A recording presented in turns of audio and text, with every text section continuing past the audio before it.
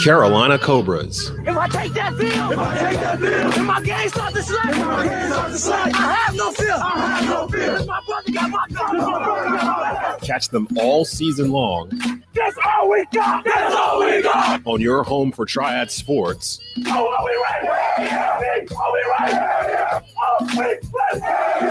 TobaccoRoadSportsRadio.com. Kim Source Direct is a single source supplier. In business since 2007, they have over 80,000 products for customers just like you. Located in the heart of North Carolina, they supply cleaning products all throughout the Southeast. Whether you're a commercial business, office, or municipal building, looking for wholesale cleaning products, chemicals, cleaning equipment, or service, they've got you covered. Please reach out and start saving money today. Stop by their store open to the public and save. Kim Source Direct, 1207 South Park Drive in Kernersville. Give them a call at 336-515-9990. Order from the website at kimsourcedirect.com. Beamer Tire and Auto Repair, now with 3 locations across the Triad in High Point, Greensboro, and our new location in Kernersville. Beamer Tire and Auto offers full-service auto repair, all tire brands, free alignment checks, oil changes, and more. In Kernersville, check out the no appointment needed Quick Lube shop. Check out their thousands of 5-star ratings via Google and Yelp. They care because they know that you can go anywhere. So try a shop with a beating heart, not a bottom line. Beamer Tire and Auto Repair. Visit us on Facebook or at beamertire.com. You are locked into Tobacco Road Sports Radio, your home for Triad Sports. And you know this, man.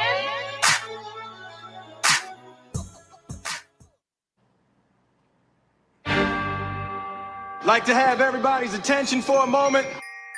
There's a stat. I don't like bringing up stats, but there's one stat about the Panthers. He's in the world is James Harden better scorer than Michael Jordan? No, he's more creative in that. Traveling is not creative, Brandon. He does. You know, no matter what the score is, and they've said themselves, whether they're up 10, down 20, whatever, they know they can turn it on whenever. Why did you have to bring up the Cowboys in this conversation? Lived in Texas for 2 years and just could not stand to watch Cowboys football. All right, listen up. Welcome to The Rundown. Here's Desmond Johnson. And happy Saturday, rainy Saturday in the Triad here. TobaccoRoadSportsRadio.com bringing you live rundown Saturday, May the 14th, 2022. All hands on deck, everybody in the house here for hour number 1. And we got a lot to get to. I'm your host, Desmond Johnson. We're here every Saturday morning on Tobacco Road Sports Radio and WWBG 1470 AM. 2 hours here through to noon. And we got Larry Frank from Frankly Speaking Sports. You can catch that Tuesday, Wednesday, Thursday, 11 a.m. on Tobacco Road. Of course, our regular first hour panel, Hot Rod Funderburk in the house, Brandon Blakney in the house, Jaelen Gilkey in the house. And Rod, I've been waiting on this show for about 4 years. This is the one. This is the one where we get to go all in on our favorite players in the NBA. James Harden, Kyrie, come up with this here. So we're gonna jump into this first. Of course, last night in the NBA, I see Brandon just like disgusted. He already knows where this is going. So, but before we get into the whole James Harden thing, I got some sound clips that I pulled here. Last night, the Golden State Warriors defeated the Memphis Grizzlies 110-96. Warriors advanced to the Western Conference Finals. I believe it's the 6th time in the past 7 years that the Warriors will be in the Western Conference Finals. Not much to say there. Kind of figured that Golden State would put them away without John Morant, who was ruled out for the rest of the playoffs. Over in the Eastern Conference, though, it's getting kind of interesting. Boston forces a Game 7, 108-95 winners over defending champion Milwaukee Bucks. That series is tied 3 games apiece. Jason Tatum dropped a 46-burger in that game to force a Game 7. We'll talk a little bit about those matchups a little bit later on. But first, the first thing I want to do is talk about this whole James Harden situation. Before we get into comments from the roundtable, let me just run the comments from General Manager Sean Marks from the Brooklyn Nets, who basically pretty much kind of laid it out there that, you know, we don't have time for people that are on their own agendas for the most part. I guess is the best way to put it there. I'm going to run the clip, and then we'll go around and get reactions to what you saw from James Harden as the 76ers were eliminated by the 1 seed Miami Heat on Thursday night in a situation where James Harden only attempted 2 shots in the second half and just clearly doesn't look like himself. But before we get to Harden, let's talk about Kyrie Irving and this extension. Here is Nets general manager Sean Marks talking about the possibility of Kyrie getting an extension or anyone being with the Nets franchise. Yeah, again, those are the discussions that we'll have to have with Kyrie in person and take it from there. But again, those discussions haven't happened yet. I don't want to comment on hypotheticals and what may happen and what but we'll wait and see and hopefully sooner or later that we're having those discussions. Honestly, where we are, when you're giving somebody a minimum contract and it doesn't pan out, it still factors into how you're building a roster and how much tax you're paying and so forth. So certainly when you're looking at players that are making $30 or $40 million or potentially making that, you have to factor in everything. And that's the hard part of the business, right? We can all see what they can do on the court. It's one thing when you're evaluating players, whether it's at the college level or at the pros, like what makes them tick, what goes into, what drives them. Do they want to be part of this? Are they motivated by something that maybe that's not good for the whole team here? So those are questions we're going to have to ask ourselves and also ask the players that we want to bring back in here. There's a lot to unpack in what he said there. Brandon, Kyrie Irving's you've said Kyrie Irving's your favorite player, so I'm gonna let you start off with this. If you are the Nets, do you give Kyrie an extension, a max extension, considering everything that's happened over the past 2 seasons that he's been in Brooklyn? I mean, in my opinion, I don't think they have a better option. I personally wouldn't give him a max, but he's going to get pretty close to it just because of the level of talent that he is in the league. I think next year, now the COVID situation is kind of out of the way, that he will be available for more games. I think they got bigger problems than Kyrie. He's definitely one of them. But also looking at it, man, like it's kind of strange just I thought Kyrie would always be one of those guys that would play 10, 12 years and be out of basketball. He's obviously got bigger aspirations, and he's not really I don't want to say all in on basketball, but it's not his life. It's not who he is. He's made it clear that it's what he does. And, I think soon, maybe in the next 3-4 years, we could see him walk away from the game happy. But skill-wise, talent-wise, and probably the best handle in the league, his poetry and motion, probably the most skilled scorer and skilled player that we've seen, at least in my generation. I think that's the frustrating thing about it, because when they did have Kyrie this year, he clearly was probably one of the top 5 players in the league. Now, I say that, though, he wasn't playing every game, so he had more legs underneath him when he came back than any other player in the league, and he wasn't even playing like every other night. So he started to trail off as he got deeper into the season. So I don't know if it was just that burst he finally got a chance to get on the court or what. But the Nets are in a situation where Kyrie can opt in to his final year of his contract. I think it's like $37 million, something like that, and they can extend him.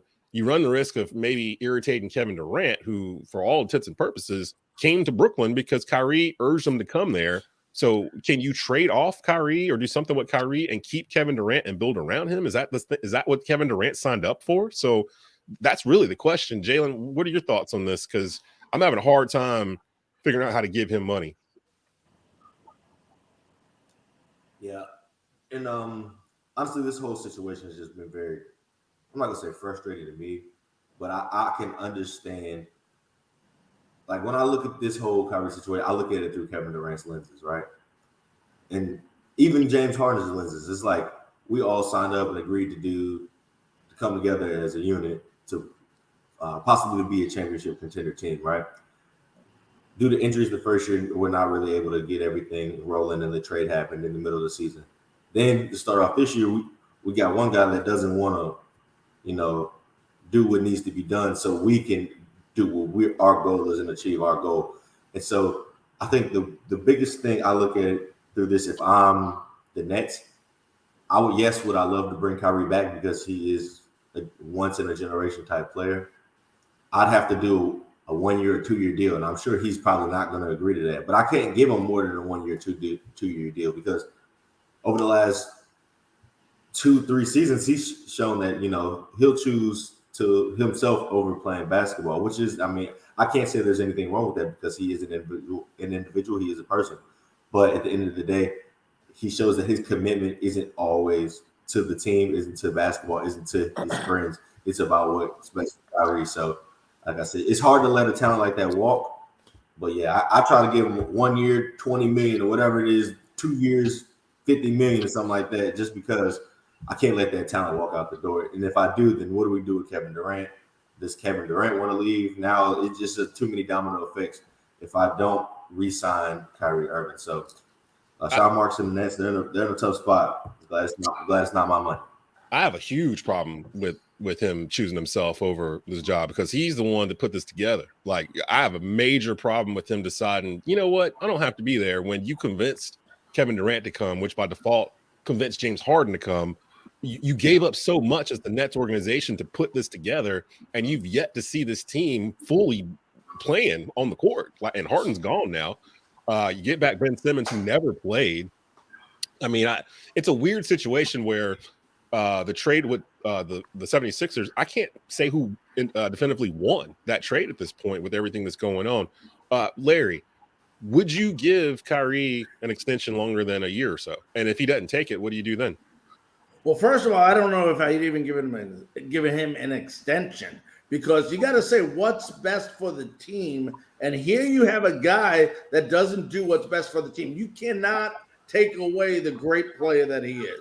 I think we all know what he brings to the team as a player, but as a person and as a teammate, is he really what you want? I mean, at the end of the day, here's a guy, Jaelen just mentioned it, you mentioned it, Desmond, puts himself before the team. And it's not only the players on the team, but I really feel that management is really not happy with the way things turned out this year. And a major part of that was when Kyrie was not on the court, which was due to Kyrie selfishness and not thinking about a team. And when you're trying to build a team and you're trying to build a championship, you don't build it around a guy that is basically saying, I don't care about the rest of the guys, I just care about myself. But they don't give him more than a year. But if I'm the Nets, I think there's a lot of animosity there. And don't be surprised if you don't see him coming back to the Nets.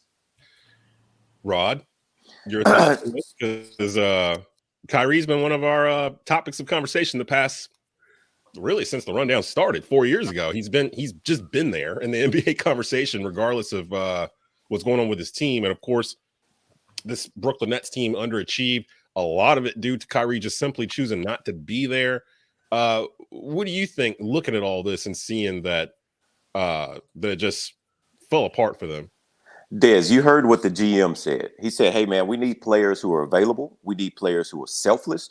We need players who are playing for each other. All three of those is a problem with Kyrie Irving. First of all, with the availability, we understand that you did not want to take the shot. Therefore, that caused you not to be available, which is one of the best abilities in any sport, whether it's football, basketball, anything. Then you have to be selfless. Larry, he just showed you how selfless Kyrie is not, as well as Jaelen. They just both told you how he was. And then you have to play for each other, your teammates. And when we look at Kyrie's performance this year, of course, him not being available, it's hard to evaluate his performance, although we do feel him being probably the second best player on the Nets team. However, when you play for each other, what game did he have besides one game in the Boston series? After that, it was all downhill. So if you're winning, there's some things that the Brooklyn Nets can look over. But with Kyrie's performance and not allowing them to win, the Brooklyn Nets are not going to look over these things. So if I'm the Brooklyn Nets, guess what? I'm going to tell you, Kyrie Irving, take your opt-in deal. You need to opt in on this 5th year. And when you opt in on this year, this is the year you have to prove to us, Kevin Durant. Hell, I'll even have Kevin Durant in the meeting so Kevin Durant can understand and he can go talk to his boy after the meeting. Kyrie, you need to prove to us that you're going to be available. Kyrie, you need to prove to us that you're going to be selfless. Kyrie, you're going to prove to us that you're playing this game for every other person on the court with you and let's win some games. And if you opt in and you do this 5th-year deal and we're able to have a successful year and we're winning, guess what? Then the next summer, we will extend you. We'll talk about giving you a max deal. And that's just business, baby, period. Especially when Kyrie has shown you who he is. He just left a Boston team who did what? Won last night against Giannis. If you cannot win with those guys in Boston, then maybe Kyrie Irving is the problem on these teams that he's been to. Whether you talk about Cleveland, whether you talk about Boston, and now you're talking about him being in Brooklyn with the Nets. And that's just the way I look at it. I'm going to play a little bit of hardball if I'm the GM, but I'll give you your 5th-year option. Opt in. After that, you prove to me what you can do. And, baby, then I'll extend you. And that's just pure business. And when you look at that Boston, though, that is not the same team. Jason Tatum was not that when Kyrie was there. Marcus Smart was not Defensive Player of the Year. It was like 2 years ago. No, but that was not that's not the same. If we're gonna sit here and say Jason Tatum is the same player today, last night that he was 2 years ago, I can't agree with that. Wait, is Kyrie Irving the same player? I think so. He should have been able to elevate that team. Or there's a problem with Kyrie Irving because that was a lot of talent around him, Brandon. But they wasn't ready to win yet. They've had 2 years. Kemba Walker didn't win with them either. Oh, not Boston. I'm talking about Brooklyn. Like Brooklyn. Well, Boston needed a coaching change. And that's what happened. And that's Brad really Stevens got canned. Yeah, it's literally they just had a change of philosophy, and really that happened this season. But when I'm speaking of Boston, I'm still speaking of the players and supporting the players on your team. How many times did we have the media come in and Kyrie saying crazy stuff about his teammates? You cannot do that and keep a cohesive locker room. I'm sorry. Right. Kyrie Irving is not a selfless player, and he does not have the benefit of the team. And he proved that in Boston whenever he addressed the media and said things about his teammates. You can't do that. He's got a ring, though, and nobody else on Boston has one. Because of LeBron James. Because if he did not have LeBron James, he would not have a ring. He could have more rings if he would have followed LeBron out to the Lakers. I think if Kevin Durant had played with LeBron for 4 years, he probably would have had a ring too. He was superb in that finals. But it goes back to saying, guys, you got to ask the question, what's more important, having a great player or having a great player that's a great teammate? Because without your team, you do not win in the NBA. You can take all the great players. Yes, Giannis, to me, is unbelievable, but he has a great team around him. And you ask those guys around him, they tell you he's a great teammate. They want to play with him. I don't know if these, Nets players want to play with Kyrie Irving because of what Harden said. He's so selfish that, why would you want a guy to be around you that doesn't care about anyone but himself? Plus, Brandon, you hit it earlier in this segment where you said, you wouldn't be surprised if Kyrie just up and retires out the blue in a couple of years, like at the end of his prime, because he's kind of in his prime. Right? How old is Kyrie? 33. 28. 30. He's at least 30. No, he's 30. I know that for sure. Because he came into the league at like 18. Right. He had 1 year at Duke and came in at 18. And hell, even at Duke, he only played 11 games. I mean, he got hurt. This is a pattern with him. I don't think he's ever played a full season. Like no matter where he's been. Yeah. So really, for me, it's about dependability. Like he has not been dependable enough for whatever reason, whether it's him sitting out because he don't want to be vaccinated, or him being injured, or the George Floyd thing, he sat out because of that. He didn't feel right he should play or whatever. And the bubble, he led kind of a mutiny about playing or whatever. It's always been about him getting out of playing games. And that's the thing that I'm looking back. I'm having to sit back and look at the big view of what he's done in his NBA career. The only reason why he's not on that NBA 75 list is because of his availability. Like if you look across his career, if he had played more games and not sat out for certain things or said certain things, by far, Kyrie Irving would be in the NBA 75. I wouldn't have an issue putting him in there at all. But I do when the dude averages like 55, 60 games a season for his career and basically held a franchise hostage this year. Now, next year, if they do opt in his 5th year, he has no excuse because there's no COVID restrictions. There won't be not playing at home. Durant should be healthy. He should be healthy. They'll have an offseason together.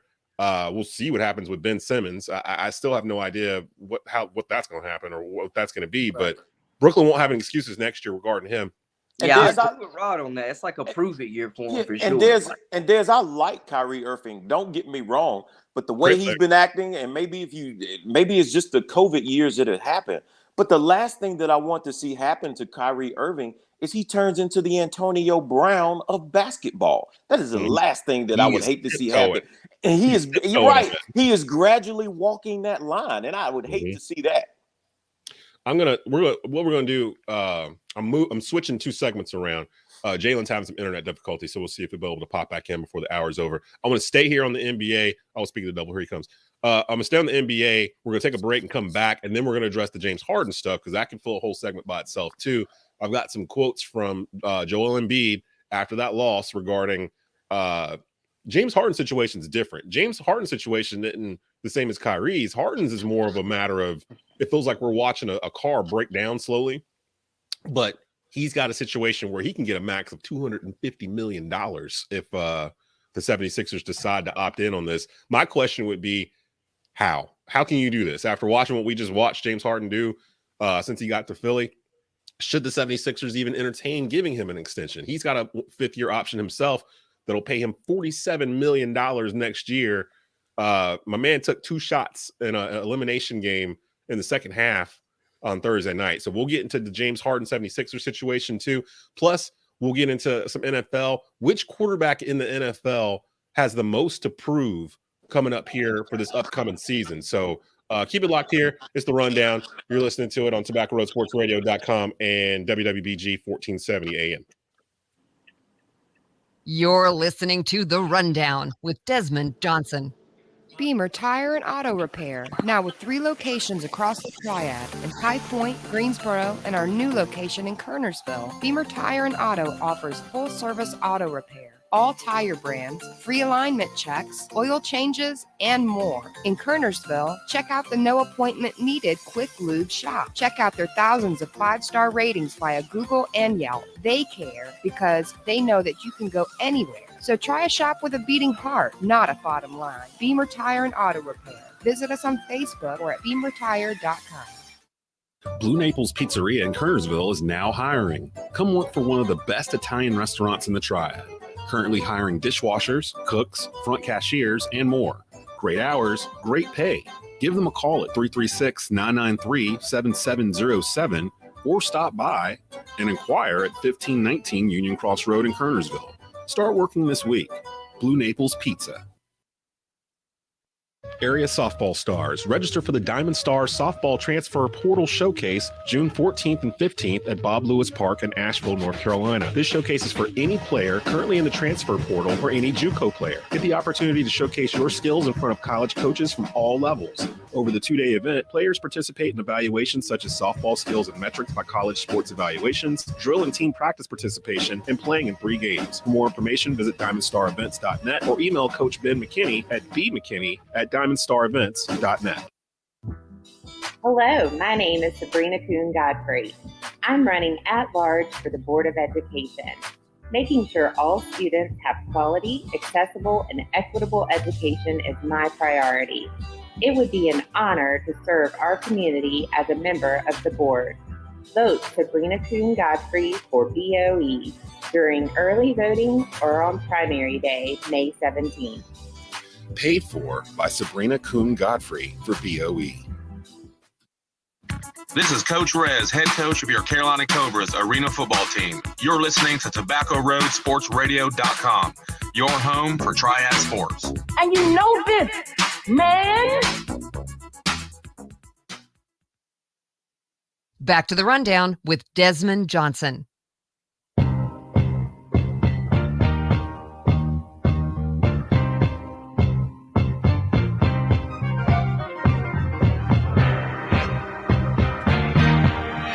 Welcome back into The Rundown here on WWBG 1470 AM and TobaccoRoadSportsRadio.com. You can participate in the show, Facebook Watch, YouTube, Twitter, LinkedIn, comment, give us a hot take. We'll respond to it right here live on the air.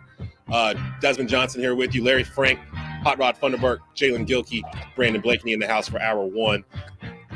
I wanted to talk about this Laker miniseries just concluded on HBO. And we'll get to that in just a bit because it was fantastic. I know Jerry West is highly upset about his depiction in this mini series. I kind of feel like it's not exactly Jerry West. It feels like a stretched out version of him from everything I've ever seen of the man. But the show is fantastic. So we'll talk about that here in just a bit. I got to get to James Harden. Of course, the 76ers are eliminated from the NBA playoffs, losing to the 1 seed in the East, the Miami Heat, Thursday night. Here's some comments from Joel Embiid. He was asked whether or not James Harden is the same guy as he was prior to coming to Houston. Hold on a second. Let me pull up this quote here from Joel. And I like Joel because he's completely honest too, and he gives you his feelings top to bottom. He really does. Here you go.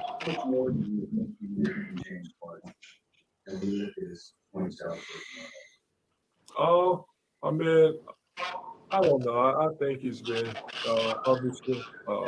I'm sure, since we got him, everybody expected the Houston James Harden, but that's not who he is anymore.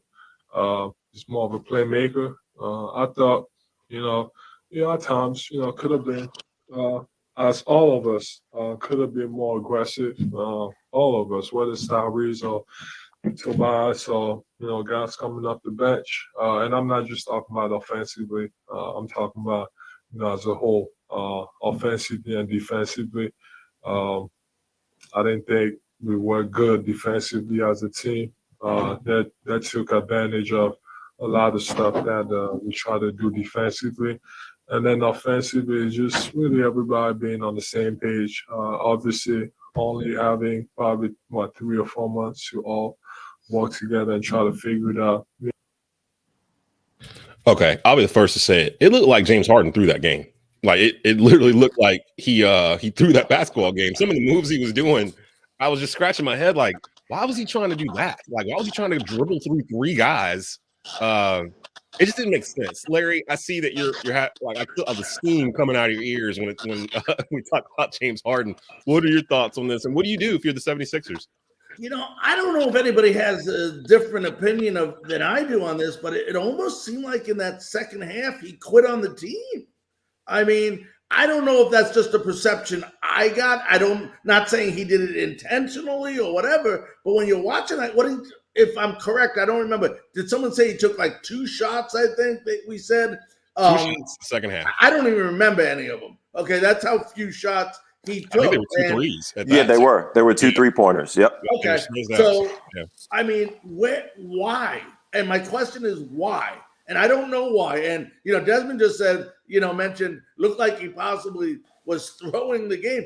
I don't know. I can understand him thinking that because it just and tell me if I'm wrong, guys. It just wasn't James Harden in that second half. It was like a completely different player who is afraid to shoot the ball or more, just didn't want to shoot the ball. He's like almost like, let's get this series over with so I can go home type player. And you guys know me well enough. I hate players like that.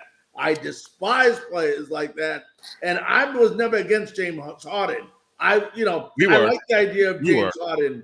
We were hating on James Harden for the past, how long has it been, Brandon? We've been hating on James Harden for about 4 years now, like going back to Houston. But I never hated him. Like, no, we I talk bad about LeBron, okay? I never talked about him like I talk about LeBron to you guys. But it just, when a player does that, I'm sorry. And, if I'm management, I'm questioning this guy and saying, what the heck was going on in your mind during this game? Because it was completely a different James Harden that we're all accustomed to. Rod, I'm gonna save Rod because me and Rod are on the same wavelength when it comes to James Harden. Brandon, people that are fans of this show, The Rundown, for the past couple of years or so, if you listen to the theme song in the very beginning, there's a clip where I knew you was gonna bring that up. Where me and Brandon are talking back and forth about who's the better scorer, Michael Jordan or James Harden. And Brandon is saying basically that James is more creative scorer, and I'm saying, Traveling's not being creative. That was from like 3 years ago, if I'm not mistaken, from one of our shows from 3 years ago.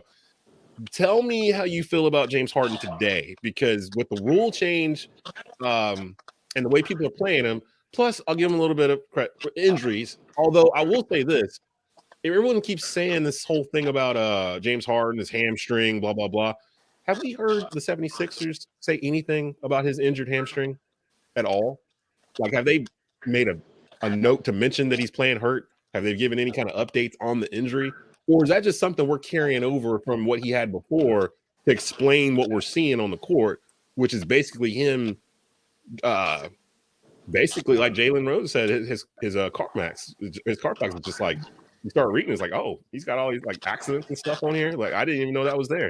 Brandon, what are your thoughts about James Harden now as opposed to 3 years ago?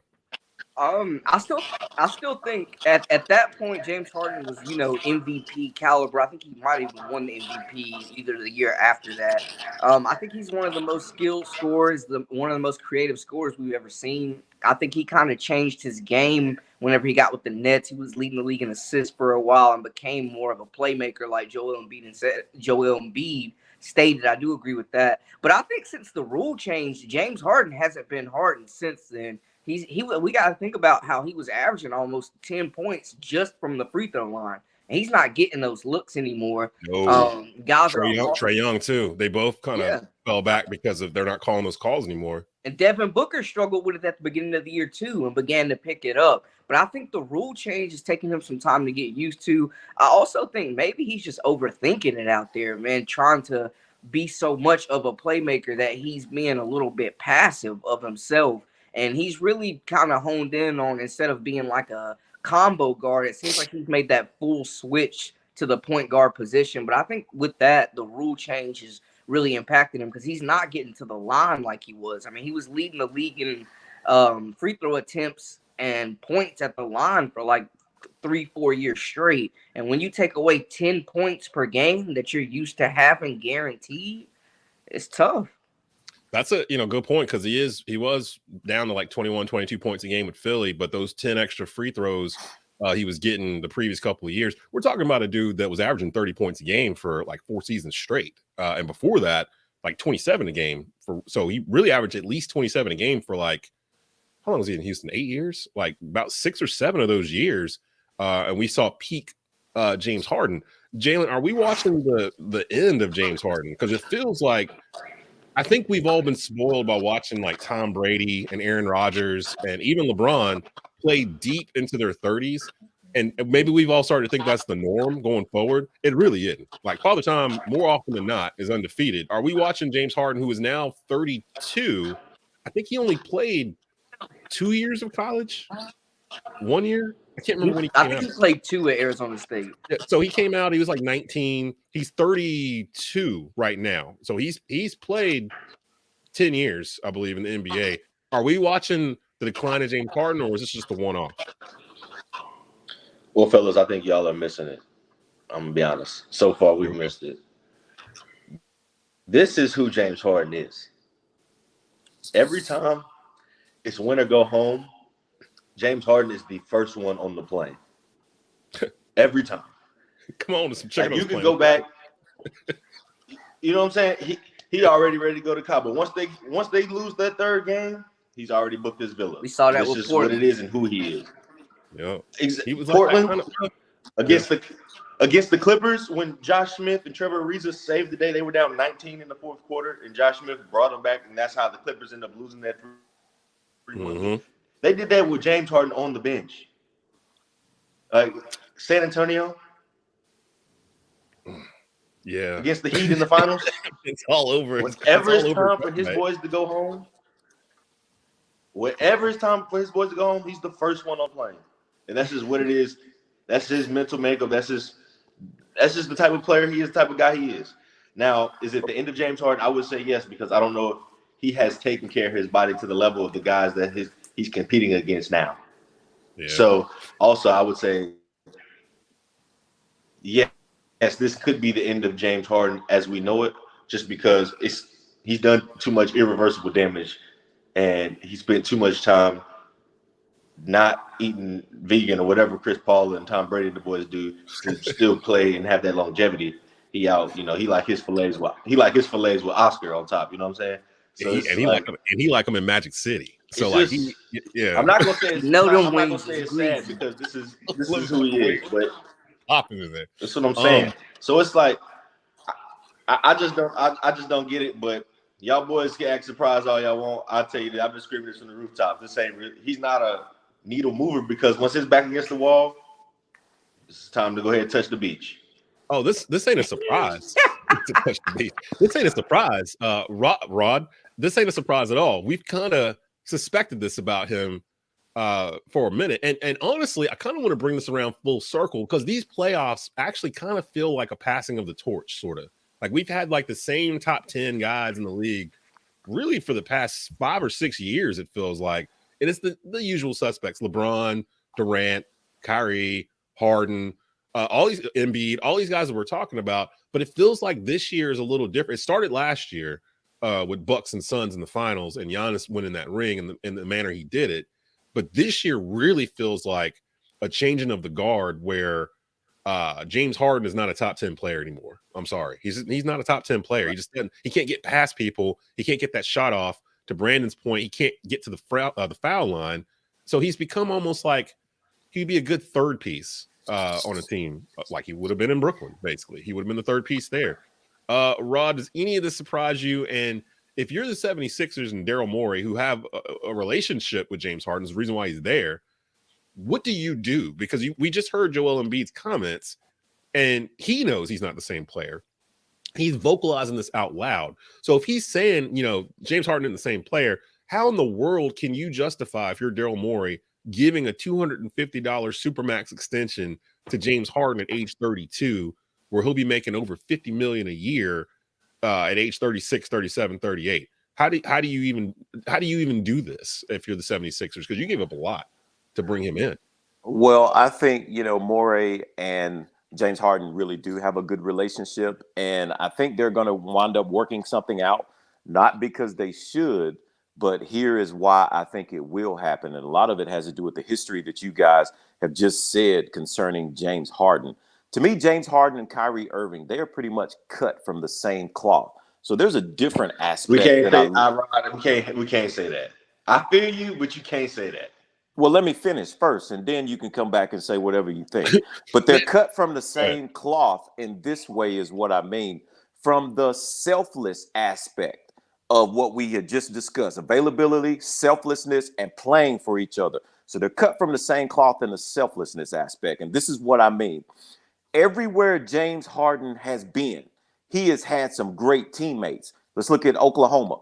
Kevin Durant, Russell Westbrook. He couldn't hang up with them for whatever reason. He didn't mind. He didn't want to come off the bench anymore, so he had to leave. Oklahoma City, they didn't want to pay him. So that's the only one I'll give him a pass. That's fine. Okay, give him a pass on that. Let's go down to Houston then. There we go. He reunites with Russell Westbrook. Guess what? Hey, can't win with Russell. Russell's got to go. Morey, I don't like Russell anymore. Get him out of here. But even before Russell, hey, can't win with Chris Paul. You bring Chris Paul in here. Oh, maybe Chris Paul's handling the ball too much. That's not selflessness there. Chris Paul's handling the ball. Chris Paul's getting too much attention. Get Chris Paul out of here. But Chris Paul has won and made his teammates better everywhere he's gone. That's why Chris Paul went to the finals last year. They had the 2017 Warriors with Durant on the ropes. Exactly. He did get hurt. He did get hurt. But selflessness would not ship Chris Paul out. See, James Harden likes to blame things on other people and get them shipped out. So he gets Russell Westbrook shipped out. He gets Chris Paul shipped out. Now he's with Kevin Durant. But in Brooklyn, he can't ship Kevin Durant out because they realize Kevin Durant's the best player on the team. So guess what? Well, let me get on up out of here. I understand there's an issue with Kyrie Irving and that whole trio of him and Kevin Durant. I do understand that. So now he's ready to get up out of here. Now we go over here to the Philadelphia 76ers. Guess what? They ask you in the press conference, well, what's the deal with Doc Rivers? Next question. As if, hey, I don't want to talk about Doc Rivers. There's an issue with me and Doc Rivers. I don't like Doc Rivers making me play defense because Doc Rivers is a defensive coach, and I just want the offensive ball. So you know what? I'm going to quit on everybody. I'm going to tell Daryl Morey, hey, Doc Rivers is not the coach that I wanted. Doc Rivers is also not your coach, Maury. He's not the coach you hired. Get Doc Rivers out of here. Doc Rivers is the problem. Guess what? James Harden is going to convince Maury that Doc Rivers is the problem out there. Everybody else is the problem as to why they're not winning.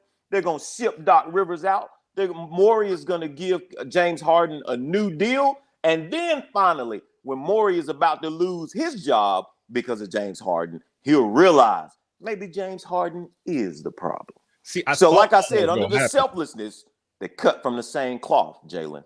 I thought all that was going to happen until I was riding around yesterday afternoon and got a blurb on my phone saying that the 76ers are bringing Doc Rivers back. So I'm like, okay, now this makes no sense because you're bringing Doc Rivers back after everything that just happened over the past day or so. Because honestly, I had it written down segment-wise to talk about Doc Rivers to the Lakers. Thursday night. Yeah, I had it written down. I was like, and I still don't think it's over, Dez. I don't believe anything that they say, especially with the summertime coming up. And who knows what's going to come out of James Harden's mouth? You know my motto on when these guys be talking. A pair of lips will say anything. Like Jaelen said, he's going to beat somewhere already. Like laying out, blaming Embiid for losing. He about to be with his boy Lil Baby for sure. Oh, gosh, no, he got to stay clear of all rappers right now. Got to stay clear of all rappers right now. Last thing I need is to wake up on a Sunday morning and see James Harden in a RICO case because he was hanging out with some rappers in Atlanta like 3 years ago or something. Larry, what do you do if you're the 76ers here? Because I'm kind of on the Stephen A tip where he's for Kyrie and James Harden. He's like, I'd give him 1 year. I give him 1 year deals. Michael Jordan took 1 year deals. The last 3 years he played with the Bulls, he was getting paid $30 million a year back in 1997 or whatever. They should have no reason to not take them except for the NBA Players Association. Because what's going to end up happening is Harden, Kyrie, Ben Simmons, you're going to irritate the Players Association because you're messing with people's money down the road. You're making it where these owners are going to band together and be like, look, we're not giving Kyrie Irving $200 million guaranteed. We're not going to give a 32-year-old James Harden scoring 20 points a game and not shooting in a game-clinching Game 6 elimination game. I'm not giving him a $250 million max just because he can get it. Like, it's going to affect how players get money down the road.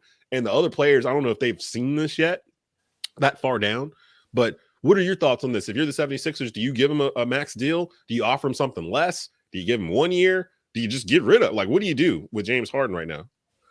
You know, it's a great question. And when you look at this situation, it's like you got to understand something. I don't think a lot of people, I know you guys understand it, but a lot of the fans out there don't understand. Players are not getting paid for the future. They're getting paid for what they have done in the past. And a lot of people don't realize that. Which is reverse from NFL. NFL, you get paid kind of, well, no, it's switched now. It used to be in NFL, they would pay you the big, huge deal off of potential down the road. Now they've flipped it so that they can pay you off of what you've done. So, right. And, you know, when you look at, like the panel has said, what has Harden done? What has he done? I mean, except cause chaos everywhere he's gone, he hasn't really been, in my opinion, one of those top-notch players that win. He's a quitter. He's proven that many, many times, you know, like Jaelen said.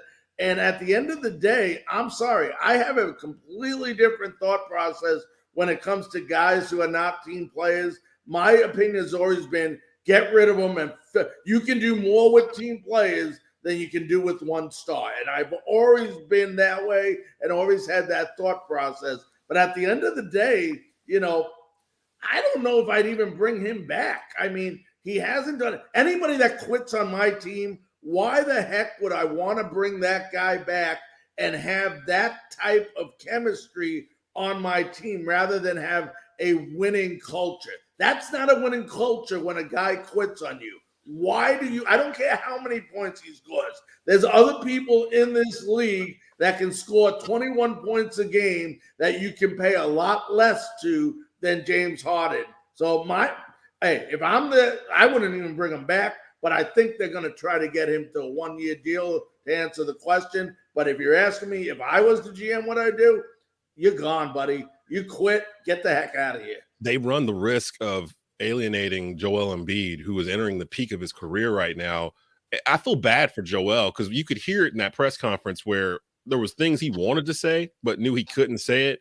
And I'm surprised he even said that Harden's not the same Harden from Houston, because that indirectly is a shot right there. I mean, we all see it though. Yeah, we all see it. Definitely. I mean, it's not like it's out the blue or anything. But Desmond, you mentioned the question: should they pay him? Are the owners gonna collude or whatever that word is and not pay these guys $250 or whatever? Are they wrong not to? I don't think so. It's their money. So I mean, the owners are doing what he did 10 years ago. Right. The owners are doing what you and I agree they should do. These guys don't deserve. They haven't done anything. What Irving's, cost his team any opportunity of being successful this year. Harden quit on his team, and you're going to say, okay, guys, now that you quit on your team, you're not team players, and you're going to ruin the chemistry of our team. We want to thank you by handing you $250,000. Yeah, that doesn't sound like a good idea. Plus, James Harden, it almost feels like, and we got to take another break here. Didn't he sign like a $200 million Adidas deal like 6 or 7 years ago? That was as soon as he got to Houston. Yeah, so he signed. I remember he signed that. He got to Houston. That's over now, right? Yeah, I think it's over. But he signed. I mean, I'm just trying to think how much money he's made in his career, because I know he signed at least $100+ million deal in Houston while he was there. I remember at the very end, Houston was offering him like something nuts, like $85 million for 2 years or something like that. He turned it down. Rod actually forgot one guy, the original guy they tried to team him up with in Houston was Dwight Howard. And there was issues there, if people remember, where him and Dwight were having, and Dwight was he was coming down from the peak of his career. So, I mean, we're talking 10 years ago. So this was like 2012. Actually, Dwight was with the Lakers. Kobe and the Lakers, and they thought he was going to resign there, and he didn't. He went to Houston and linked up with James Harden, and then him and Harden started having issues, and then Dwight started bouncing around all over the league, and that started that. So where's Dwight, the problem? Man, that boy built the same way. Dwight Howard. Yeah, that's a conversation for another day, because he's still floating around the league, but he does have a ring. He's got quirks. That's probably the best way to describe Dwight Howard. We're going to take a quick break. When we come back, though, NFL quarterbacks with the most to prove going into this 2022 season. We're not going to do look at the whole NFL schedule release thing and try to figure out what games are going to be the thing. The thing that always bothers me about the schedule is them giving the strength of schedule, because you're basing it off of last year. None of these teams are the same. I've never understood that stat, the whole strength of schedule thing, because the Panthers have like the second or third easiest schedule in the league. And I'm like, none of these games are easy, and none of these teams are the same. I just don't set up. You setting up. You building in them excuses already, dude. No, Jarvis Landry just signed with the Saints, and they're supposed to sit here and be like, "Oh, we got a good schedule. It's gonna be real smooth." We're gonna get into all of it. NFL quarterbacks with the most to prove. He's setting it up when they go 5-12. We'll be back in just a bit. This is the rundown. WWBG 1470 AM and TobaccoRoadSportsRadio.com.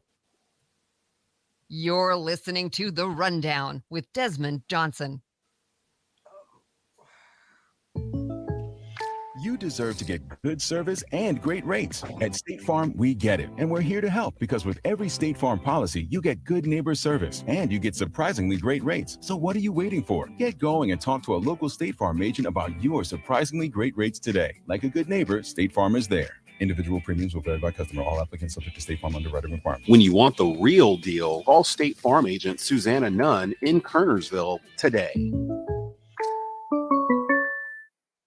Maylor Family Chiropractic and Acupuncture, located at 205 North Cherry Street in Kernersville, is your family chiropractor. Dr. Maylor's goal is to treat and correct the underlying cause of patient symptoms, to alleviate pain, and to restore balance. Maylor Chiropractic treats pain, sports injuries, injuries from auto accidents, and much more. Start performing to the best of your ability, pain-free. Give them a call and set your appointment today at 336-996-3737. Maylor Chiropractic in Kernersville. This is Davis Troxler, the proud owner of North Carolina Golf Academy and the Director of Instruction. Don't let your golf game suffer from this dreary winter season. Come hit some golf balls, take a lesson. You can call us at 336-324-2374 for details. Thank you, and keep it in the fairway.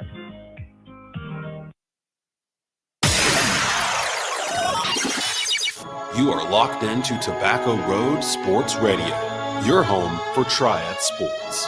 And you know this, man.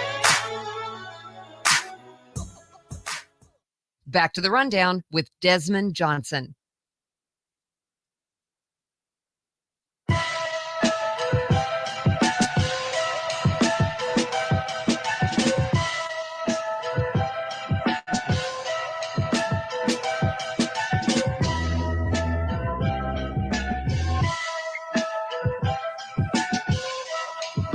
Welcome back into the rundown here on WWBG 1470 AM here in the Triad and TobaccoRoadSportsRadio.com. Facebook Watch, YouTube, LinkedIn, Twitter. Follow us on Twitter at Tobacco Radio for the latest Triad sports coverage. Carolina Cobras, NAL, they are 3-0 to start off this season. They take on the Orlando Predators on the road. That is on Tobacco Road Sports Radio tomorrow at 3 p.m. live. So definitely tune into that. We've got some prep baseball and softball state playoffs going on across the state of North Carolina. We are your home for that as well. So I believe we are either doing East Forsyth versus Mooresville softball Tuesday night or West Forsyth. I can't remember who they're playing in baseball on Tuesday night. So we'll keep you posted on that. Follow Tobacco Radio on Twitter for all the latest. And go get that Pusha T. Go get that Pusha T. NFL quarterbacks with the most to prove this upcoming season. I'm going to start off with you, Rod.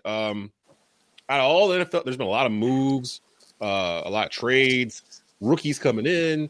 What happened at the end of last year? When I ask who's the one NFL quarterback who has the most to prove going into this 2022 season, who's the first name that comes to mind for you? First name that comes to mind to me, Biz, I'm biased as you can get, is Dak Prescott of the Dallas Cowboys, period. Yeah. Dak Prescott signed a historic $66 million signing bonus. Get him. And you've only won one playoff game? One playoff game? Come on now. You got Patrick Mahomes, who's earned that kind of money. You've got my man in Green Bay who believes in being vaccinated, but he calls it something else, Aaron Rodgers, who he is getting that kind of money. But listen, these guys who are getting that kind of money, they are winning more than one playoff game. I'm sorry. When they back the Brinks truck up to your house and they drop off that big old bags of money, you have got to perform in the playoffs. And not only perform, you got to know the rules of the game. You can't sit here and run down the field, pick up the football and say, I ain't know I had to give it to the referee to let the referee put the ball down. Come on, man. What kind of look? Dak Prescott has a low. I don't want to hear nothing about no regular season. I don't want to hear nothing about my wide receiver was hurt. I don't want to hear nothing about him having the most passing yards. I don't want to hear nothing about Dak Prescott won the NFL, NFC least, because that's what they are. They're the least in the East. I don't want to hear about that. You need to get to the playoffs, and you need to at least win 2 playoff games to put you in the NFC championship game. Until then, you are garbage. In the words of Aaron Gabriel, you are garbage juice, at least as far as the money that you have stolen from Jerry Jones. Not to say that Jerry Jones doesn't deserve to be robbed due to some of the decisions that he's made, but still, you have got a lot to prove, Dak Prescott. And like I said, I'm biased, so please forgive me. Thank you. Especially, Rod, especially because you're playing them playoff games at home every year, huh? Every year at home. Why you can't win at home? And the bad part about all that was the very next week, Kansas City's in a situation where they have 6 seconds to get down the field to score a touchdown, and they do it. They do it. Now, granted, they had some timeouts and stuff, but they didn't panic. They knew what to do. The whole handing the ball off to the referee thing, I actually kind of forgot about that part. Patrick Mahomes knows the rules of the game. They know the rules of the game. Josh Allen knows the rules of the game. Starting off hot here, Larry, if there's a quarterback out there you think of first that should have the most to prove going into this season, who would it be? Well, it goes similar to what Hot Rod said. I think it's Ryan Tannehill of the Tennessee Titans. I mean, he's taken this team, the last 3 or 4 years since he's been here, had pretty decent years, but he can't get over that hump of winning one playoff game. I mean, the expectations, it's completely different depending where you go. Sam Darnold, you can say in Carolina, he's got the most to prove because he doesn't have a job next year if he doesn't prove it. But when you look at Ryan Tannehill, here's a guy that's been successful through the regular season. But like Hot Rod says, Nobody counts the regular season. You're in the worst division in all of football in the AFC South. You better win your damn division. Yep. But when you get to the playoffs, what's going on? You throw 3 interceptions versus the Bengals that, I don't want to put all the blame on him. There's other facets that played into that game. But at the end of the day, you are judged on winning in the NFL. No matter, Patrick Mahomes is great, not because he's great, because he wins. Tom Brady is great because of all those Super Bowls he's won. Aaron Rodgers, he's won a Super Bowl. He wins playoff games. Ryan Tannehill has not done it. You want a great quarterback during the season? Ryan Tannehill may be your man. But in the playoffs, you got to prove, not just to the Tennessee fans, but to the entire nation, that you're more than just a seasonal quarterback. And that's a great one, too, with Malik Willis sitting behind him. Yeah. The Titans have been the 1 seed going into the playoffs, I think, the last 2 years. What were they, 14-2 or something like? Oh, 3, whatever. They played 17 games last year. And they didn't have Derrick Henry for like the last 8 games of the year last year, and still clinched the 1 seed. So yeah, that's actually a good one, because Tannehill might find himself trade bait down the road here if he doesn't do something to stave off Malik Willis. Brandon, first quarterback comes to mind when you think of NFL quarterback with the most to prove going into this upcoming NFL season? In my opinion, it's one of the latest ones to secure that big bag, and that's Deshaun Watson making his comeback to the league. He's had a lot of time off. Is he still that same Deshaun Watson from 3-4 years ago that we were talking about was going to be one of the faces of the league, one of the best young quarterbacks in the NFL? That's a lot of time off. It's a lot of time to get rusty. Has he been taking care of his body the same way? Has he been getting those reps in still off the field, training, staying ready? He's going somewhere where quarterbacks go to die as well, in Cleveland.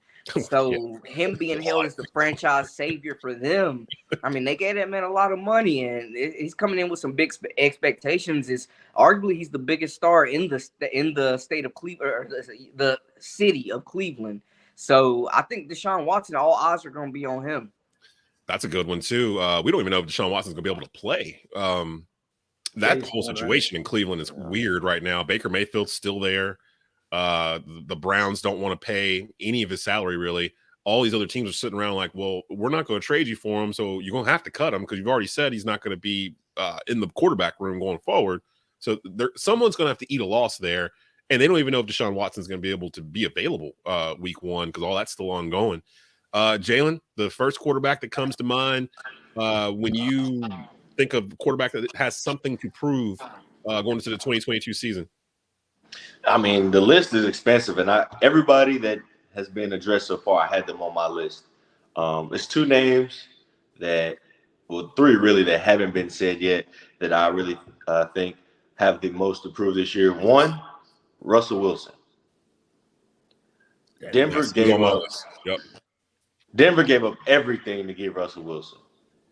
Well, their draft future, I'll tell you that, to get Russell Wilson, because they felt like they had the defense that was ready. They already had the skill position guys that were ready. They just needed a quarterback that was going to be able to pull the trigger and take them to the promised land and get them back to the Super Bowl. So Russell Wilson's first on my list. Second on my list, Lamar Jackson. No deal. This is a contract. No deal past this year. 5th-year option, $25 million this year. But the future is unknown for Lamar and Baltimore Ravens, which kind of makes me uneasy at this point. I'm not going to lie to you. And the third guy, I'm going to go with Derek Carr. They go get that guy, Devontae Adams. They've got Waller. They've got Josh Jacobs in the backfield. They've got Josh Jacobs. Well, what's the other receiver's name? From Clemson. Little guy. I can't remember his name. I can't remember it either, but I know who you're talking about. Hunter Renfrow. Yep. Yeah. Who was surprised a lot of people who didn't think he was going to be to the caliber that he is in the NFL. They're fully loaded and ready to go, man.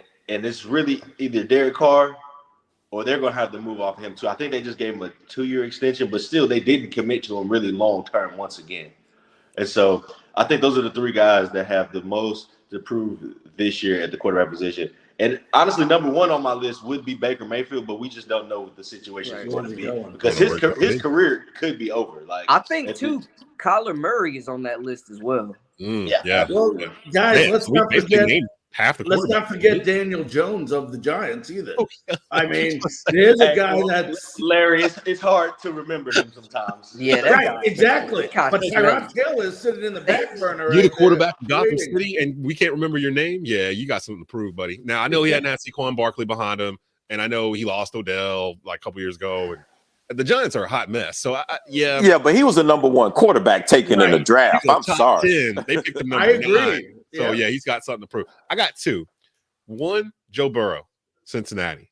And the reason why I say Joe is because I'm worried he's going to become the next Dan Marino. They got to the Super Bowl season 2 of his career, never sniffed it again. And if I had to pick a team that could make that kind of happen, it would be the Cincinnati Bengals in terms of just getting in their own way, preventing themselves from getting there. Pittsburgh's reloading. Baltimore's got a former MVP behind the center. The Browns have reloaded. Well, not even reloaded. They just got better, and they already had probably more offensive talent than anybody else in the division. It's going to be really hard for Cincinnati to duplicate what they just did. They didn't even have an offensive line. Like, their offensive line was on par with the Carolina Panthers in terms of how poor it was, yet Burrow and that quick release was able to get them to where they needed to go. I know he dueled with Pat Mahomes. I know he dueled with all these quarterbacks, but I find it hard to kind of fathom him doing the same thing next year. So he's got a lot to prove there. And then, honestly, I'm putting Pat Mahomes on this list. I'm going to put Patrick Mahomes on this list, most to prove, because I want to answer the question, did Tyreek Hill make Pat Mahomes, or did Pat Mahomes make Tyreek Hill? Because there's been if you think back to all the iconic plays that Pat Mahomes has had over the past 3 or 4 years, the bombs, the Super Bowl play to Tyreek Hill, what is it? It's basically a backyard. I'm going to run around, prevent them from sacking me, and then I'm going to wait and throw it to Tyreek Hill. I'm going to underthrow it so he can come back to it, and then he's going to use his speed to go do whatever down the field. Or I'm just going to throw it to him 4 yards out, let him run 65 with it, and get a touchdown. I got a 68-yard touchdown on my stat list. I need to know if Pat Mahomes can elevate even further to where he is, because it felt like last year in the first half of it, defenses were starting to figure him out. They kind of got their groove as they went through the year, and they still won the AFC West and almost made it to the Super Bowl. And I'm not saying Pat Mahomes sucks or anything to that degree, because that's just crazy talk right now. But to me, he has the most to prove. If he's truly the best quarterback in the NFL, I need to see him do it with what they have now and not Tyreek Hill. Because Tyreek Hill's career is going to die in Miami. Tua cannot get the ball to him. Like, Tua can't throw the That's football. another guy that's got a lot to prove. That's exactly right. He's on the list too. We didn't name like half the league. We've named like 12 quarterbacks. But can't you say that about any quarterback in the league? You can go right now. Matthew Stafford has to prove it again that he's an elite quarterback because he won it. You can say Tom Brady needs to do it again to prove at 45 that he might be. Tom might be the only one. Yeah, I think Tom had to prove he it. Literally, even Aaron Rodgers has you to know prove. the point I'm making is you can pretty much say that about every quarterback. That's nuts. The Fellas, 45-year-old quarterback fellas, that can has we anything to address prove. this $375 million Tom gets? I had it written down. Let's go ahead and talk about this real quick before I hit the break, because I got the panel coming in. 375 and he's still putting the pads on. Fully guaranteed. They I don't said whenever understand you're ready. I need that kind of bag. I don't understand how you can give a man a deal and not even know when he's going to start work. Like, Doesn't you know what I mean? matter. Like, we're going to hire Your you. pot but of money will be sitting right there untouched. You come in when you're ready. I think you know he's only made $305 million in his entire. I say only $305 million. This contract will be more money than he made his entire career playing. And it goes to show you how much Tom Brady. We talked about team players earlier. Gave to win championships because that could have made a heck of a lot more money than he did, but wanted to win more than he wanted to get paid. Well, Larry, when your wife makes $70 million a year, that's true. You could do whatever you want. That helps. That definitely helps. He's worth every penny. So he's gonna make $37.5 million a year for 10 years. That's quarterback money. Like, literally, that's quarterback money. It's more really per year than what he was making as quarterback winning Super Bowl. So my man's gonna, whenever he rides off in the sunset, I thought that this was said and done. Of course, it's Tom Brady to pick at me just a little bit more to be like, psych, I'm coming back. one more year. We're gonna run this back one more time. Like, I don't even know what to believe when he's gonna leave. Like, But he has a good reason now to leave. Yeah, I think he's gone after this year. Yeah. I feel like Tom Brady feels like the type that would try to do both at the same time. He'd try to play football and be in the booth at the same With the time. Like, he would have it on the in the field, helmet, like a mic with him, like describing what's going on and getting paid from both The sides. new NFL look in the helmet. That's it. Now he'll do a Deion Sanders. He'll play a game at 1:00 and be on prime time. Get on the plane, calling be the on game NFL, at night. NFL game day at the end of the day. Man, this hour always goes by really, really fast. I think Larry's sticking around. Rod, Jaelen, Brandon, y'all know how I feel. First hour is always off the chain for rundown. Much love, guys. They'll be back next fellas, week. y'all be safe. Coming up, the ACC in football is looking to go to a 3-5-5 model and do away with divisions. We'll bring in the franchise players, Ryan Stone, JP Mundy, plus special from the four-man rush, Kevin Avery joining us too. Football. It's not done. We're going to talk a little bit about that and more. The rundown, WWBG 1470 AM and TobaccoRoadSportsRadio.com.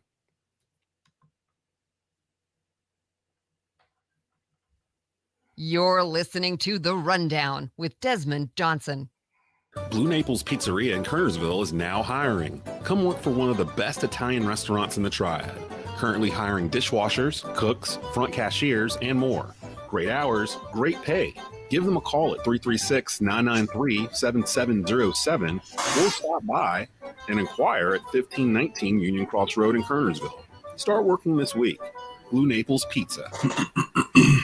Kim Source Direct is a single source supplier. In business since 2007, they have over 80,000 products for customers just like you. Located in the heart of North Carolina, they supply cleaning products all throughout the Southeast. Whether you're a commercial business, office, or municipal building, looking for wholesale cleaning products, chemicals, cleaning equipment, or service, they've got you covered. Please reach out and start saving money today. Stop by their store open to the public and save. Kim Source Direct, 1207 South Park Drive in Kernersville. Give them a call at 336-515-9990. Order from the website at kimsourcedirect.com. Franchise players. Welcome back. Sports Channel 8's Ben Swain. How you doing, man? I love that you guys are doing what you're doing. I love that we're doing what we're doing because the local sports fan is really underserved in sports radio here in North Carolina. Being able to, Monday morning after the New Carolina game, being able to listen to local guys talk about the local game. Franchise players. Every Friday afternoon at 5 p.m. on TobaccoRoadSportsRadio.com and at 6 p.m. on WCOG 1320 AM and WTOB 988. Ideacom NC, a trusted telecommunications company with 60 years of experience in unified communications. Ideacom is about more than just phone systems. They provide a full range of communication solutions. Whether your business is big or small, from churches to schools to fire departments, depend on the best in cabling, phone systems, IT support, and more from Ideacom of Central North Carolina. Top-rated customer service that cares about your business needs. Check out all the host of solutions at IdeacomNC.com or call at 336-854-4455. Ideacom NC. This is Coach Rez, head coach of your Carolina Cobras arena football team. You're listening to TobaccoRoadSportsRadio.com, your home for Triad Sports. And you know this, man. Back to the rundown with Desmond Johnson.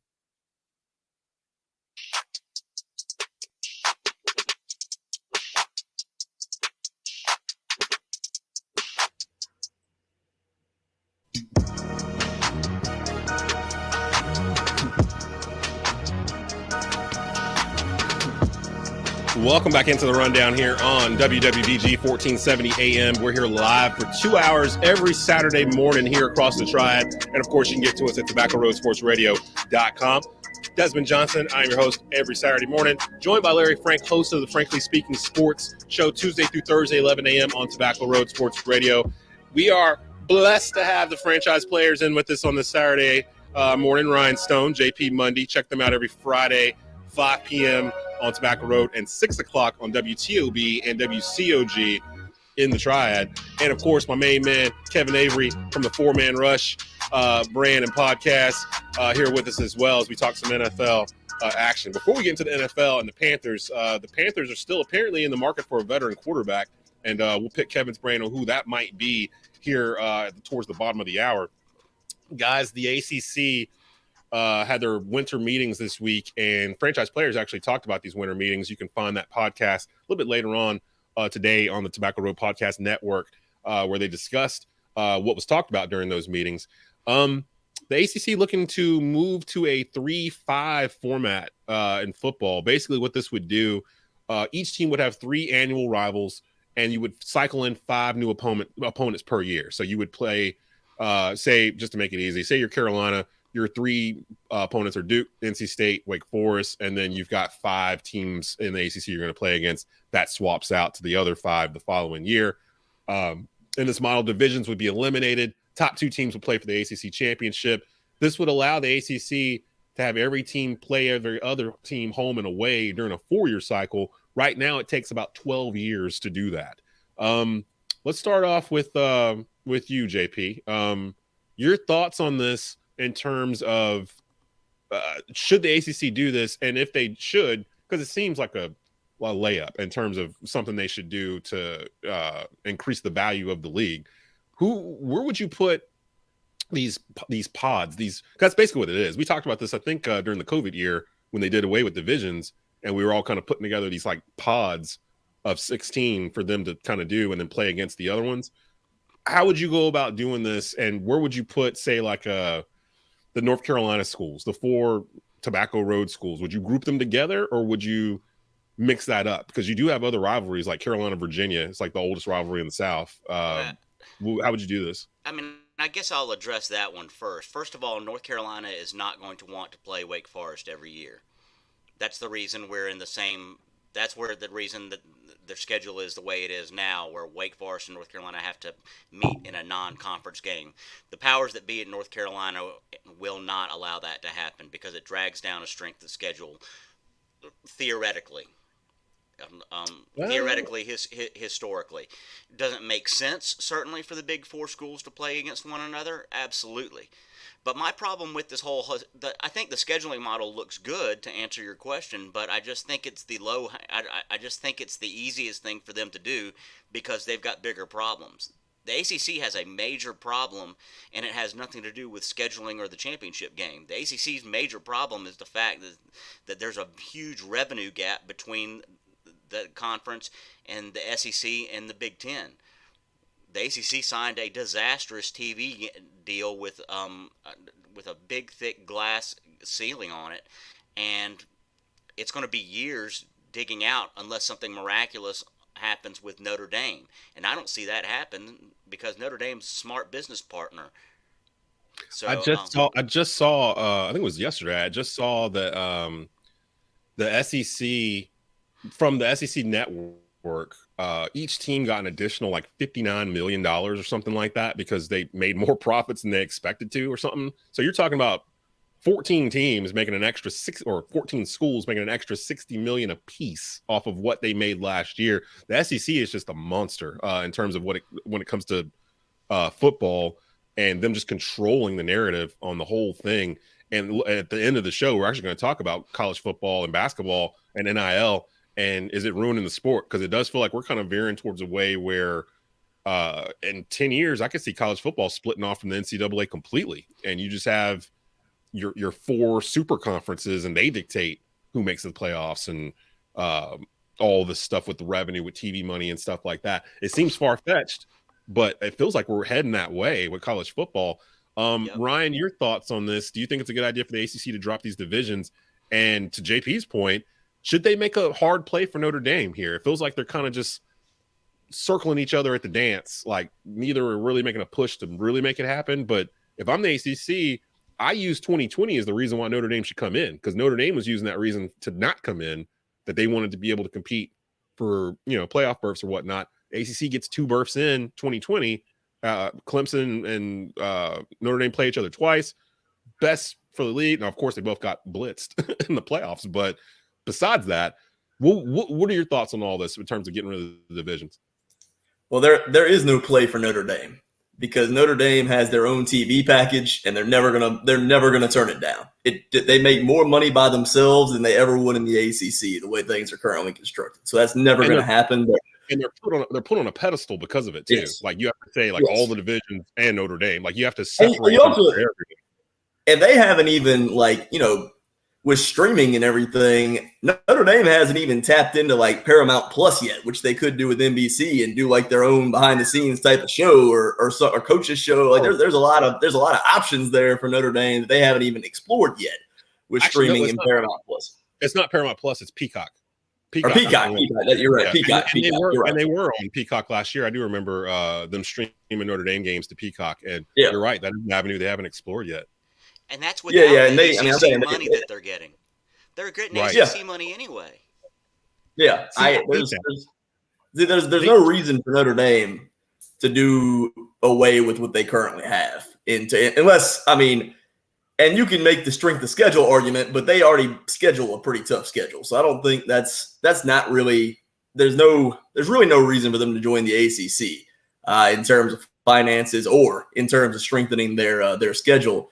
I think I do like the idea of breaking up the divisions because we have been cheated out of what should have been the best ACC championship game way too many times because the two best teams were in the Atlantic. And even sometimes the 3 and 4 best teams have been in the Atlantic, and the Coastal just drags the conference down. So put it all together, do the 3-5. I think that's the right scheduling model. And I think for the most part, you'll see it be done geographically, but you'll have some mix-ups like maybe a UNC and Virginia. I think Miami and Virginia Tech would probably still play each other since that dates back to the Big East. But I think for the most part, like I think, for example, Clemson probably plays Florida State, Georgia Tech, maybe one of the Carolina schools potentially if you do a Virginia and a UNC type of thing or something like that. So I do think I think all that makes sense. I agree with JP that there's a TV problem, but they're locked into this deal, and there's no reason for ESPN to even consider renegotiating it right now because they've got it for cheap. So there's not really anything they can do about it until the deal comes up. Bringing in Kev and Larry here, I want to open this up. I'm going to combine. I was going to save the NIL conversation for the end of the show, but we'll save the Panthers one for that because that's going to take up a large block of it. Let's merge this together. NIL, I feel like I've seen Armando Bacot in like 8 different jobs over the past 2 weeks.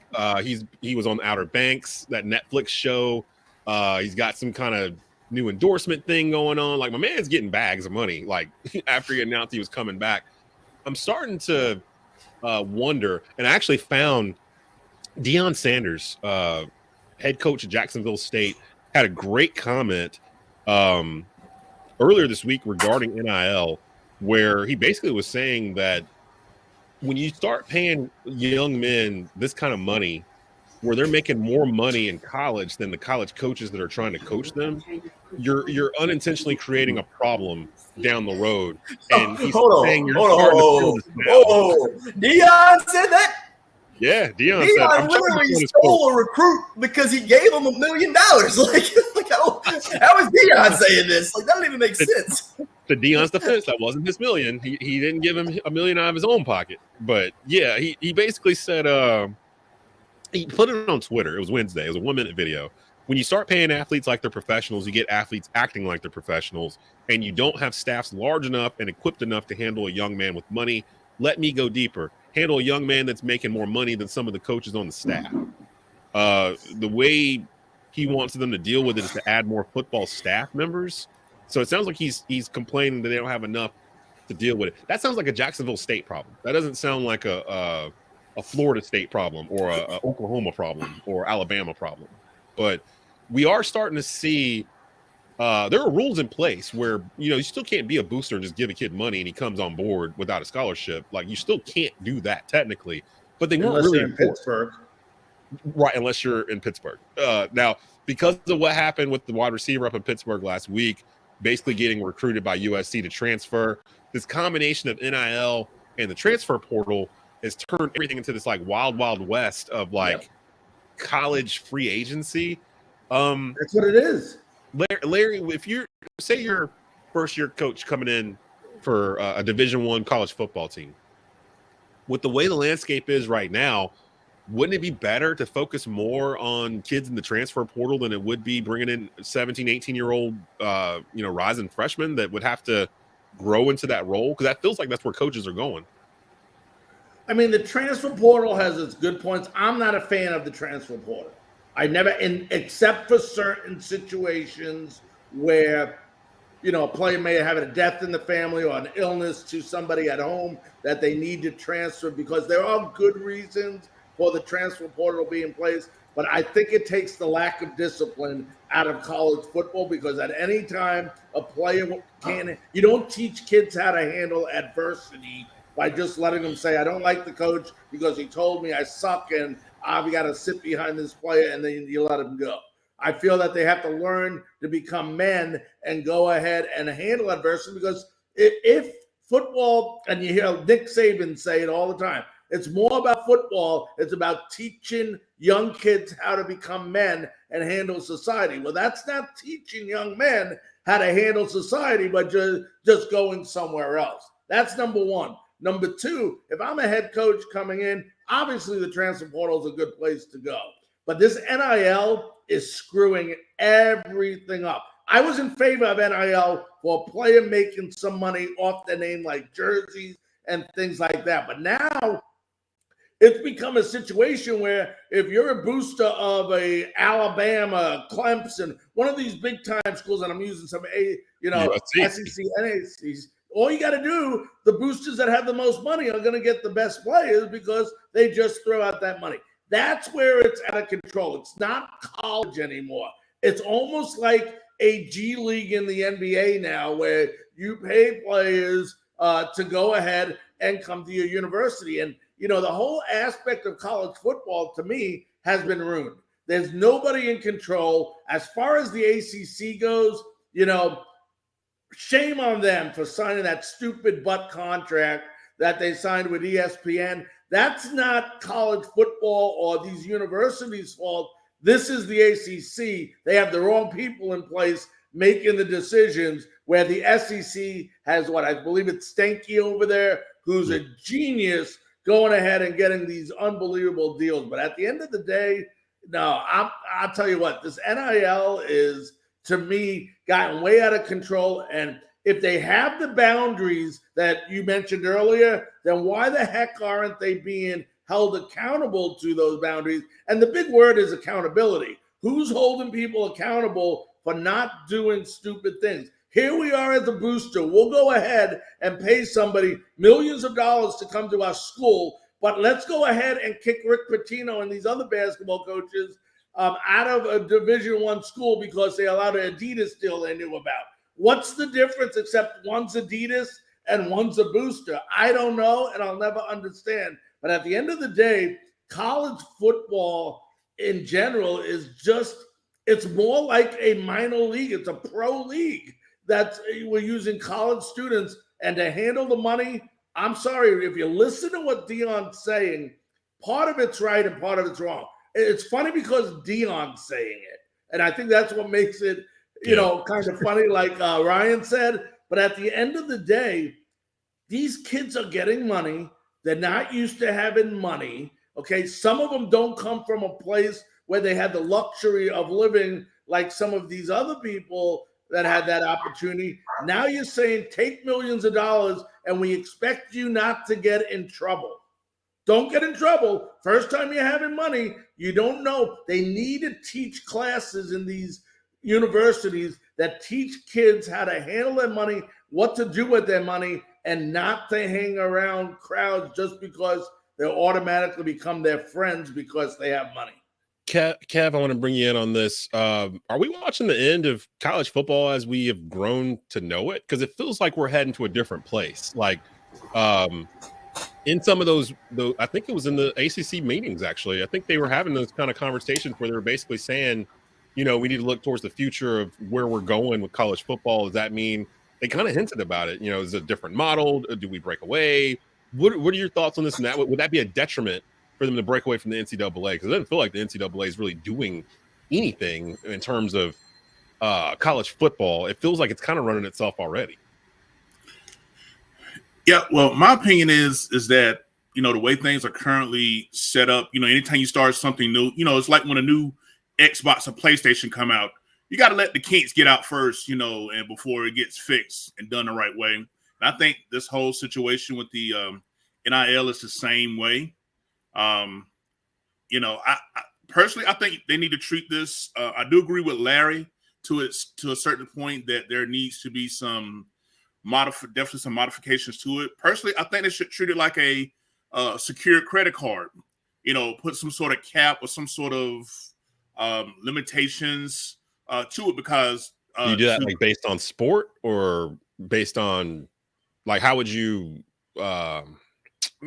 determine who gets it? Like, does the quarterback at Alabama get the same credit limit as the gymnast at Southern Miss? I think you will break it down based on, I guess, revenue that your particular sport brings in. You know, just kind of like how they always.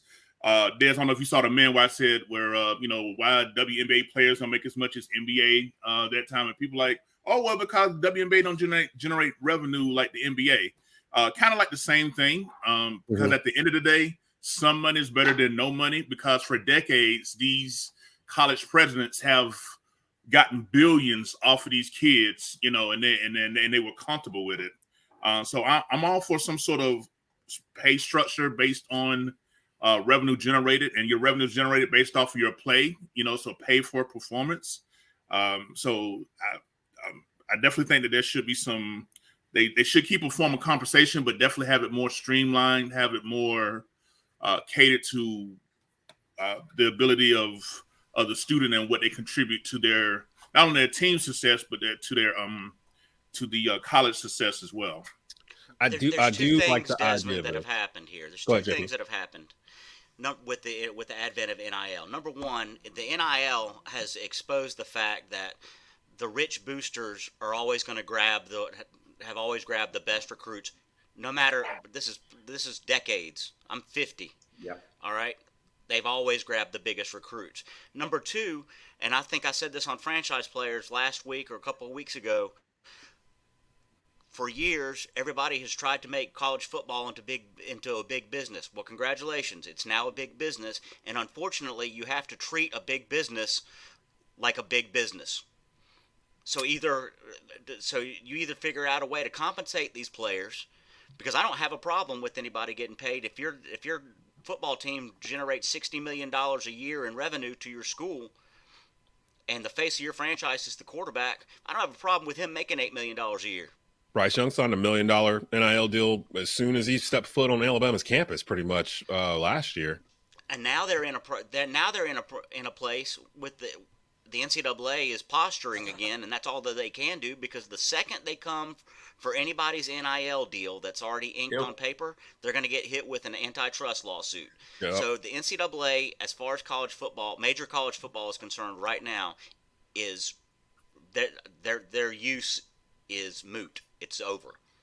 It's crazy because the toothpaste is out the bottle at this point. Like, you can't put it back in. So that's exactly what I was going to say. Like, I don't disagree with what Larry and Kev said about, you know, putting a cap, but the problem is they didn't do that right away. They didn't do that initially. So now this has already happened. So like now these kids are going to be like, but you let, and now, I mean, Bryce Young got $1 million. Why can't I have $1 million? The XFL's out there, the USFL's out there. So I mean, these kids, they don't, and you think they won't take these kids? They will. They can lie to themselves initially and say they won't, but they will, because they want viewers. And like, if you're not going to pay me, somebody's going to pay me. So yeah, but Ryan, at the end of the day, you got to remember something, and I think people forget this. And I agree that they should make money off their name. I've never said I disagree with that, but there's got to be some type of control and cap on it, because people forget they're going to school too. They're a full-time student. So now you're adding a full-time student with playing a sport at a big-time school and doing all this NIL crap on top of it. And now what you're having is, where is the time for them to study study and practice and do all this. It just takes away, and we're forgetting something here. We might as well These just make are it the major. 18-year-olds. Just make it their major. Football is their major. Basketball is their major. Right, That's exactly. why they're there. And that's what They're I was not there going to say. Yeah, they're not there to get a business degree. Like they're right now circling back around, because I do got to get to a break. But circling back around, a guy like Armando Bacot is benefiting from this because he's making more money right now than he would, with the Storm in Greensboro or whatever. Can we also talk about how the NIL is actually helping college sports too? Because like guys like Armando Bacot are coming back to school because of NIL. Because they're not going, they're making more on NIL than they're going to make in the NBA. So it's keeping guys on their teams. In Kentucky, the player of the year, Oscar Shibwe, how do you say his last name? Shibwe. Shibwe, he's coming back. And any other year, you're national player of the year, you're gone. And he decided to come back for his upcoming year. Bacot, Caleb Love, guys that would have been fringe players that were having to make hard decisions to leave, knowing probably deep down inside they shouldn't leave, but they were getting pushed to go to get that money. Now they're kind of getting pushed to stay because they can make more money in this period of their lifetime right here. Plus, they're going to get more exposure. If you're playing for Duke right now, you're going to be on TV 40 times a season, as opposed to playing for the Swarm. No offense, we're not going to see you as often. You're not going to have the same type of audience. So, Desmond, will this keep players in college longer than them leaving early like they're currently leaving? Because I think overall it will. I don't know about like if you're top 10, you're going to leave. Like regardless, like you're going to go. The money's just too much. But for guys that are like mid first to second round, or in the NFL, if you're like a mid fourth, fifth round type of guy, you might take your chances more in the NFL just because there's more rounds and you can kind of work your way on a team and build up that way. NBA is a little bit different. It's a lot harder, in my opinion, to get on an NBA team than it is an NFL team, at least to be seen. So I can see college. It goes back to what I was saying, yeah, Desmond. It's not about the kid because they're not paying. Let's say I'm just using Bacot as an example because you used his name. Let's say you don't believe he's necessarily a big-time NBA player, but it's now based on the school he's going to is the reason why he's getting that NIL deal. Oh yeah, with Bacot, if Bacot was playing at Georgia Tech, he wouldn't be getting these deals. UNC actually, one of the first things Hubert did when he became the head coach was they built a program to handle NIL, where Carolina athletes, basketball, football, whatever, could actually use the Carolina logo and emblem and name with their NIL deals with Bojangles or whatever, which makes their NIL value leap considerably from what it would have been if it was just Armando Bacot, promoting Cookout or whatever. It's UNC's Armando Bacot promoting Cookout. That's a different kind of The only thing that's going to save major college football and major college basketball, in my opinion, is more professional opportunities for players, because you factor into how many of these Division I athletes actually want to be in college, or how many are there just because they have to be for a certain amount of years before they go.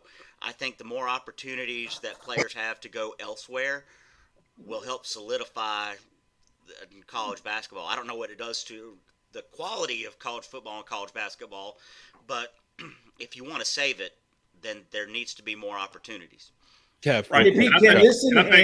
Hold on, real quick, Kev, and then I got to hit a break real quick. Okay. Good. Yeah, so one thing I was thinking, while you guys were talking, another way at the beginning, these are student athletes. So if the NCAA can come up with a way where tying in your GPA and your grades along with a structure of how much you can get, I think that would be beneficial as well. If you're because you can easily get one of them dummy courses, majors, and just kind of glide right out. Well, based on every school has those courses. Every school has it. So why not have it where it's still focused on the student? If you got a 3.5, this is the range of NIL that you can make, and things like that. And I think that would keep emphasis on the studies as a student, still as an athlete, and still make the money. It's like all three phases of college you can enjoy and be rewarded for. You're making good grades, your team is performing well, and you got money in your pocket to take care of you or whatever your family situation is back home. I just think tying in the academics to the NIL, I think that would be a great way to kind of streamline this for you. So if you're making a 4.0, you get the max. Max out, kind of. I like that idea. Great conversation on NIL. I don't know why I don't know why I scheduled it like this. I scheduled two of the biggest Carolina Panther haters that I know to be in this upcoming segment here. The Panthers are apparently still shopping for a veteran quarterback. We're going to talk about the Carolina Panthers. Who should they go after? There are a couple of names that they are still talking to that have relationships with the Panthers. We'll talk about all that and more. Plus, I want to get from each of you. See that hater laugh from JP over there. I want to get from each of you. Who is your NFL surprise team going into 2022? There's always one team that surprises everyone out the blue in terms of making the playoffs, making a run. Last year it was the Bengals. Who is that team going to be next year? So you guys think about that during the commercial break. We're coming around the bend. Rundown, WWBG 1470 AM, TobaccoRoadSportsRadio.com. Be back in just a bit. You're listening to The Rundown with Desmond Johnson. Beamer Tire and Auto Repair, now with 3 locations across the Triad in High Point, Greensboro, and our new location in Kernersville. Beamer Tire and Auto offers full-service auto repair, all tire brands, free alignment checks, oil changes, and more. In Kernersville, check out the no appointment needed Quick Lube shop. Check out their thousands of 5-star ratings via Google and Yelp. They care because they know that you can go anywhere. So try a shop with a beating heart, not a bottom line. Beamer Tire and Auto Repair. Visit us on Facebook or at beamertire.com. Hello, my name is Sabrina Kuhn Godfrey. I'm running at large for the Board of Education. Making sure all students have quality, accessible, and equitable education is my priority. It would be an honor to serve our community as a member of the board. Vote Sabrina Kuhn Godfrey for BOE during early voting or on primary day, May 17th. Paid for by Sabrina Kuhn Godfrey for BOE. Looking to tailgate this summer? Stop by One Stop on the Way. One Stop number 6, located just 1 mile west of East Forsyth at 2748 West Mountain Street in Kernersville. One Stop serves fresh fried chicken and our famous taters 7 days a week from 6 a.m. to 10 p.m. Feeding a crowd? Get 16 pieces of chicken and sides for just $27.99. Craving wings? Come try our new spicy breaded wings. Get a 5-wing meal with 6 taters and a roll for just $7.39. Now in regular hot ranch or spicy. One Stop number 6, 2748 West Mountain Street in Kernersville.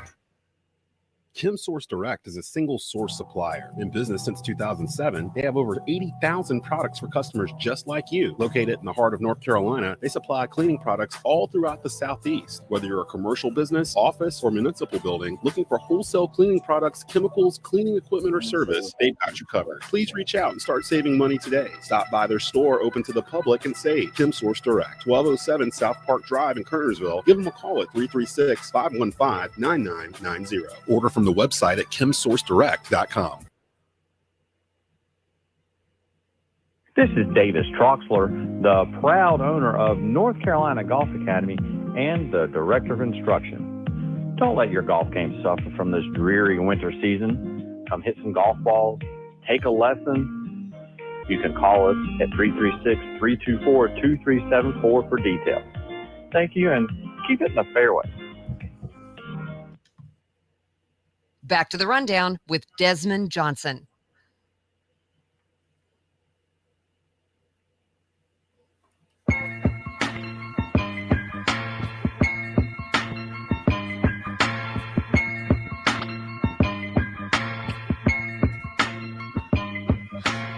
Welcome back into the Rundown here on WWBG 1470 AM and TobaccoRoadSportsRadio.com. Desmond Johnson, Larry Frank, Kevin Avery from the 4-Man Rush, and Ryan Stone from Franchise Players joining us here in hour number 2.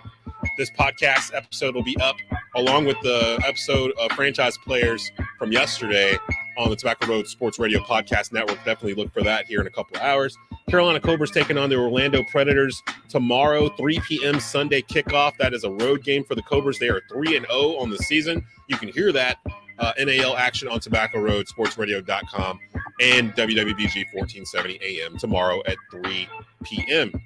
the Carolina Panthers, are apparently still in the market for a veteran quarterback. And I wanted to have Kevin Avery on from the 4-Man Rush. If you haven't checked out their stuff, Google them, find out about them. They are top notch in terms of what they do with Panther coverage, their tape cover, the stuff they do, breaking down footage and everything is top notch. Definitely check them out and follow them on Twitter. It's the number 4 OUR Man Rush on Twitter. Kev, what have you been hearing? What's the latest that you've been hearing about the Panthers? Still in the market for a veteran quarterback. Baker Mayfield's still a Cleveland Brown. I just saw that they're still talking to Cam Newton for some reason. What's going on here with the Panthers? Okay, what's going on with the Panthers is that, first of all, let's get the elephant out the room. As far as the Cam Newton goes, before the draft, there were discussions and conversations with Cam Newton to let him know, like, hey, we're going to be looking to upgrade the quarterback room. We're going to see what's up with the draft. And then after the draft, see how things play out. And, you let us know what you want to do from there. So I know for a fact that there is an offer on the table that was given to Cam Newton prior to the draft. It is a multi-year offer. Now, I don't know the details, my speculation. I'm thinking like a 2-year, maybe one of them being an option year. But again, that would just be my own personal speculation. Yeah, because when they went to meet with him before last year, it was they offered Cam a multi-year, but there was more upfront money with the 1 year, so that's why he took that. As far as that aspect goes, so the communication doors are open. As far as him coming back, they defined what his role would be, and that would be to be a bridge, kind of like a bridge quarterback term or whatever, but still had the opportunity to compete. Now, as far as this whole Baker Mayfield thing, during the draft, of course, I got like 2 sources that's been on the team since 2012, and they were blowing my phone up, man. Basically, right before Cleveland had their 44th pick in the 2nd round, Scott Fitterer and the Cleveland Browns staff were in deep, heavy conversations.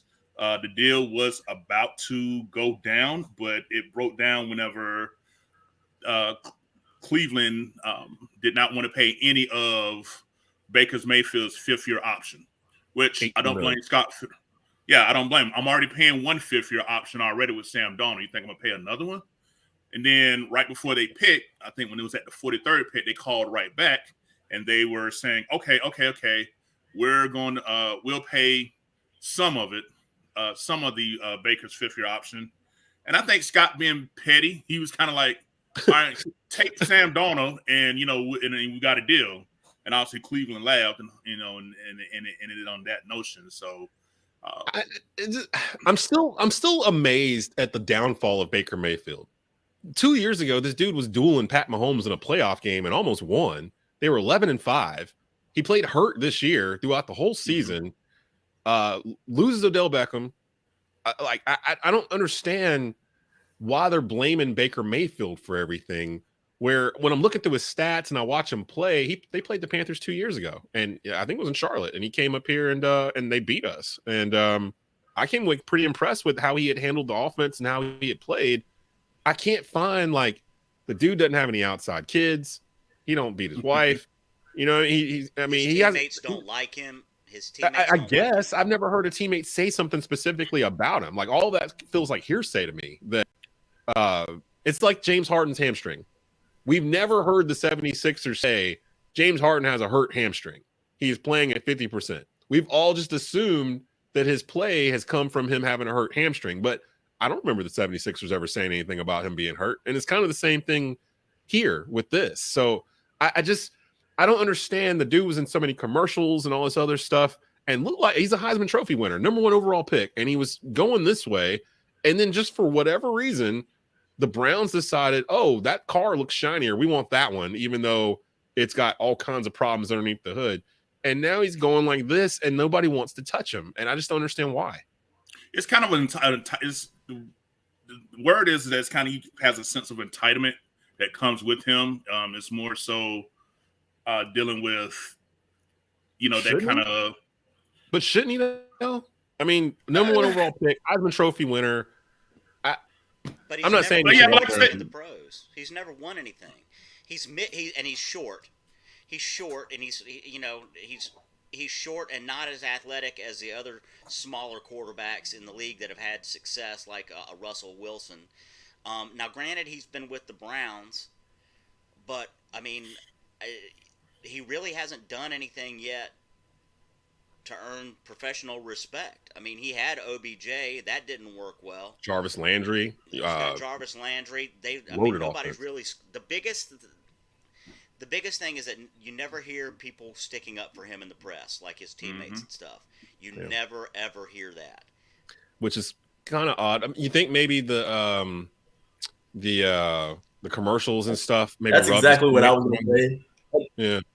Yeah, it's kind of like he got those without earning it. But what I was going to say. I'm sorry, real quick. But from an on-field performance, Baker Mayfield is like bottom 8th of the league. If you 32 quarterbacks when it comes to third down passing conversion and in the red zone, those are money downs for a quarterback. And when you look at his numbers, when you look at the statistics and the metrics that go into that, when you need your quarterback to step up big, he's in the the bottom 8th of the league as far as quarterbacks during his time. I know he's had a up and down. I know he had that stacked team a couple of years ago when they finally broke that playoff drought and things of that nature. But the money downs for a quarterback, which is red zone and third down, he's not cutting it. I want real quick. I'm circling back around to the Panthers because that rookie mini camp started this week, and the Believe in Carolina Panthers podcast will be back with a new episode Tuesday. Skylar had to go. He was supposed to be on the show today, but he's at rookie mini camp right now, so he had to bail. So we'll talk about all the stuff he saw there on Tuesday during that new episode. I did clip this from head coach Matt Rule. Kev, you know how I am when it comes to head coach Matt Rule. When he starts talking fast, that means that he's trying to either get out of a lie or he's trying to avoid saying something he ain't supposed to say, and he ends up saying it anyway. And this is him talking about Matt Rule talking about their new quarterback, Matt Corral, and when he may or may not be ready to play with the Panthers. Matt, on another subject, there was a report in Front Office Sports this week that the Panthers will, quote, eyeing Sean Payton if it didn't. Oh, I'm sorry. This is the Sean Payton quote. Hold on. Wait. Let me stop for a second. Give some. So there was a rumor that came out. I don't know why, because Sean Payton is technically still under contract with the New Orleans Saints this year. Like, he can't coach anywhere. So some rumor comes out that owner David Tepper has reached out to Sean Payton about potentially coaching the Panthers if things go awry with Matt Rule. Why they're asking Matt Rule this question, I have no idea, because what is he supposed to say when asked this? But this was Matt's response. Our buddy Joe Person, I believe, is the one that's asking the question here from The Athletic. That's not in your lane, but is it harder to do your job when reports like that surface? I mean, my job's my job. I'm going to attack it. Yeah, no. I mean, you'd love to have everything be smooth sailing, but like, I wake up when things happen, when stories come out, when unnamed sources say this, anything that happens, any adversity happens, I say, how lucky am I that I'm going to have a chance to overcome this adversity and be a better coach, person, man, father, all this because of it. So I always hope that it brings a better connection with our players and I, because our players live a life where they never know what's going to happen with them. And I have a much greater feeling for that anxiety that they go through. And so I would like a bit more interconnected feeling. With regards to that report, first I heard of it, Dave called me and told me that, that it was going to come out, that they had called him and that there was nothing to it. I know Dave Tepper well enough to believe that he wouldn't be talking to another coach right now. When he came to my house 2.5 years ago, he told me that this was a 5-year rebuild. That's what he said to me. And he convinced me then to come be a part of it with him and build it with him. And, we're not where we want to be. And I don't think it's going to take 5 years. I don't want it to take 5 years, but those are the words that he said to me. And so, I'm looking forward to taking a step this year. I like our football. I like the way that we're working. I like this draft. I'm going to stop it right there. What the hell did he just say? Like, car crash. It's like car crash you can't look away from. Honestly, is there a worse managed team in the NFL? from the top down, is there a worse managed team? From David Tepper on down, it is a complete Jacksonville. Yeah, but they actually took action and got Urban out of there. Finally, after like 8 different embarrassments over the course of a calendar year, they finally got him. Ain't got a lawsuit on the way, but go ahead. Yeah, I'd say Jacksonville. Oh. But no, All for he needed to say was the first 3 words. Yeah, my job is my job. Words. That's all. He just keeps rambling. Like, what they just fall out of his mouth. Like he just can't stop talking. He just keeps going on and on. But I will say this: I do believe him. I believe him when he says that David Tepper gave him this 5-year window or whatever. I totally believe sure that. he did. Because the one thing that I don't understand is that people saying that David Tepper is impatient. The man has been infinitely patient for the past since he bought the team. Like he's done nothing to show that he's impatient. What's the impatient act that David Tepper has had? He signed a dude to a 7-year deal, gave him $60 million. He allowed them to try to fix the quarterback situation. When that didn't work, he decided he wanted to make some money on the back end of the year last year. So he brings back fan favorite Cam Newton, which helps them sell out the last couple of home games they have. And basically that was the biggest moment the team had last year was Cam Newton coming out the tunnel. David Tepper did that. Like he didn't have to come out and give a vote of confidence to Matt Rule because he felt like he already did it when he gave him a 7-year deal. He has done nothing to suggest that he is on a hot seat. Like the whole NFL media has Matt Rule on a hot seat. There's been nothing to suggest that he is. Matt Rule has said it. David Tepper finally came out and said it. There's nothing to suggest that. I mean, they're basically trying to go through all this and then drafting a rookie quarterback, Matt Corral, and moving up to go get him, to me tells me that he's got more than a year left. He's got a couple years to try to get this thing right, and then they'll go from there. So to say that David Tepper's impatient, I don't buy that.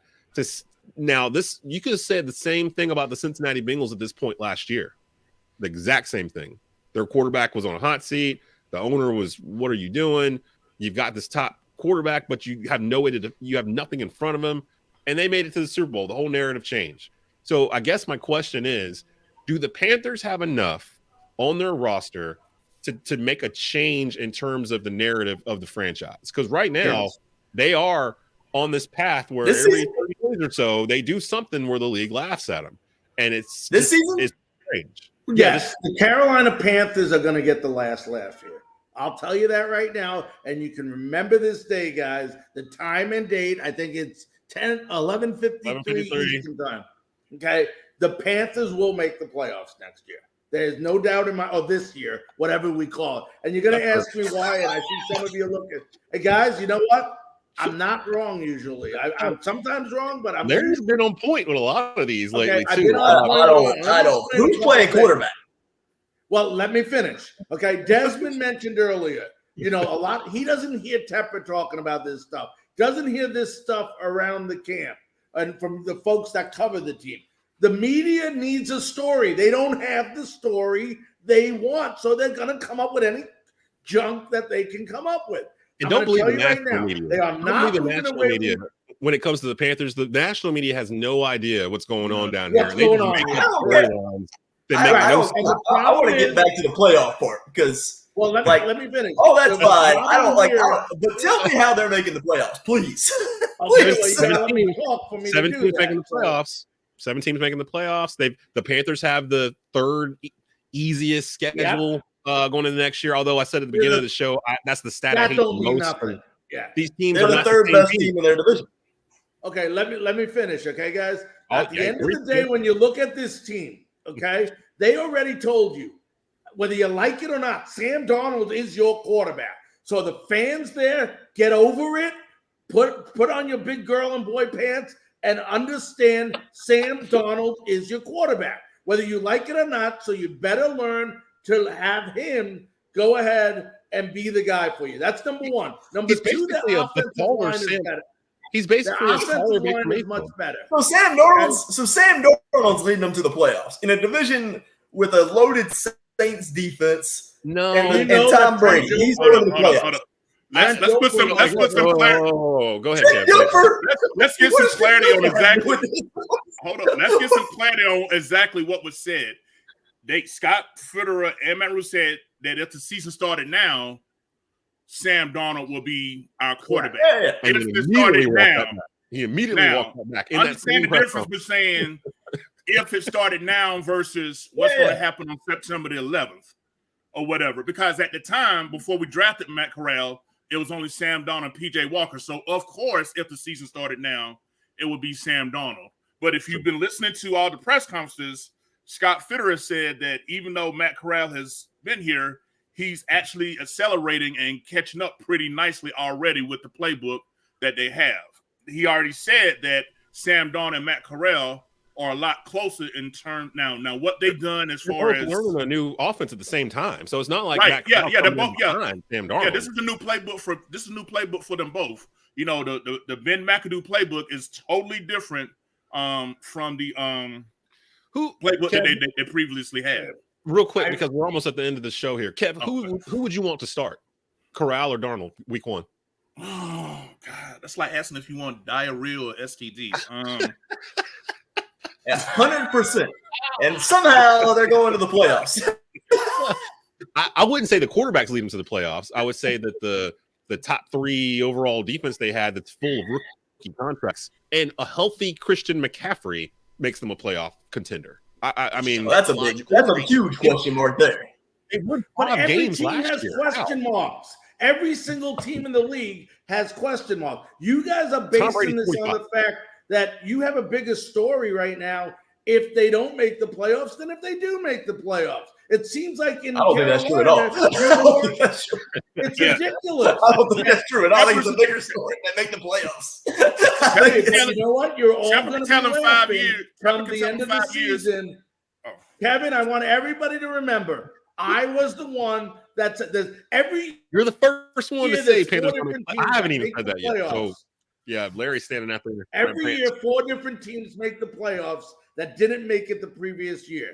Have you seen our Name schedule? someone that's That's better true, than but- Carolina in that position right now than the Carolina Panthers. And say the Panthers. You're Have you seen looking our at a have you seen our quarterback. schedule? Okay, and I'm if you let me glanced. talk, the point I was making earlier is, didn't the Baltimore Ravens win a Super Bowl with Trent Dilfer as their quarterback? But they also have like a all-world. It doesn't the matter best because defense of they're all time. quarterback right now.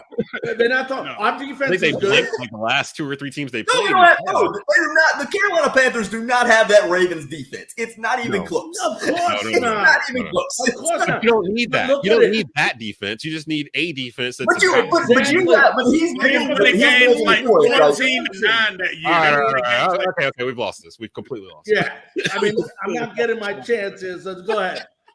They We're won right the up. games Larry, 14 to Larry, 9 that year. I want you to lay the bet in Vegas that the Panthers. If you print that receipt out and show it to me, then I'll give you credit for it. But otherwise, it's just a Ryan, if the Hey, we'll Panthers circle make back the around. playoffs, you'd run down your street completely naked. No. You What got the bet is you confidence lay in your the money. playoffs? No. You lay your money on the line on that. So what's the You bet? got You lay your bet money is on the line on that. So Larry's going to bet money the Panthers are going to make the playoffs, and if they do, Ryan's going to run down his street naked. I'm not running nowhere. He's going to make money if they make the playoffs. That's I the already win. made the bet. All right. that they can make the playoffs. Last minute of the show, I'm gonna go around real quick. Just give me the team name. Larry, who's the surprise team? Well, you might have already said it. Who's your surprise NFL team is gonna make the playoffs? I this just year? told you who Just my did. surprise Go team up. is. Ryan, who's your surprise team for this year? For the playoffs? Is that what we said? Yeah. And don't pick a playoff team. No, you can't pick a playoff team. I You don't have to give an explanation. Just who's it going to be? Saints. Oh my God. Kev, who's your surprise NFL team? Chargers. I like that pick. Yeah. JP. Who's Oh, your I surprise think NFL the team? Chargers didn't make the playoffs. Yeah, Chargers. Who you got, JP? Oh wait, he's muted. I'm sorry. Oh, you muted yourself, JP. You muted yourself. We can't even hear your answer. Give me the Jacksonville Jaguars. Wow. I don't watch I don't make the playoffs, but I don't hate that pick. And you're laughing at me about the Panthers? No. I'm laughing got a at the idea quarterback. of Ryan running naked. I'm going to go with Okay, the I got Cleveland you. Browns. I'm Don't going with the feel Cleveland bad. Browns. I think they have too much talent. pick. I think they're going to finally figure this out. I have no idea who's going to be the quarterback. So we're at I was the end of about the to say, show. how long is Deshaun Let's see Watson what this suspended? Kevin That's said. Maybe they just run Bobcat like the whole year, like Miami did that one year. Maybe they just do it that way. We are out of time. We're up against it. This always goes really, really fast. Stick around. on Tobacco Road for the rest of the day. Actually, these guys, franchise players, will be up here in just a bit at 2:30 p.m., followed by a repeat of Box to Row is next at 12:30. Franchise players is at 1:30, and then Sportwire Radio Live at 2:30 later on this afternoon. So we got you covered with your sports. We'll see you next week. Love you, Ryan.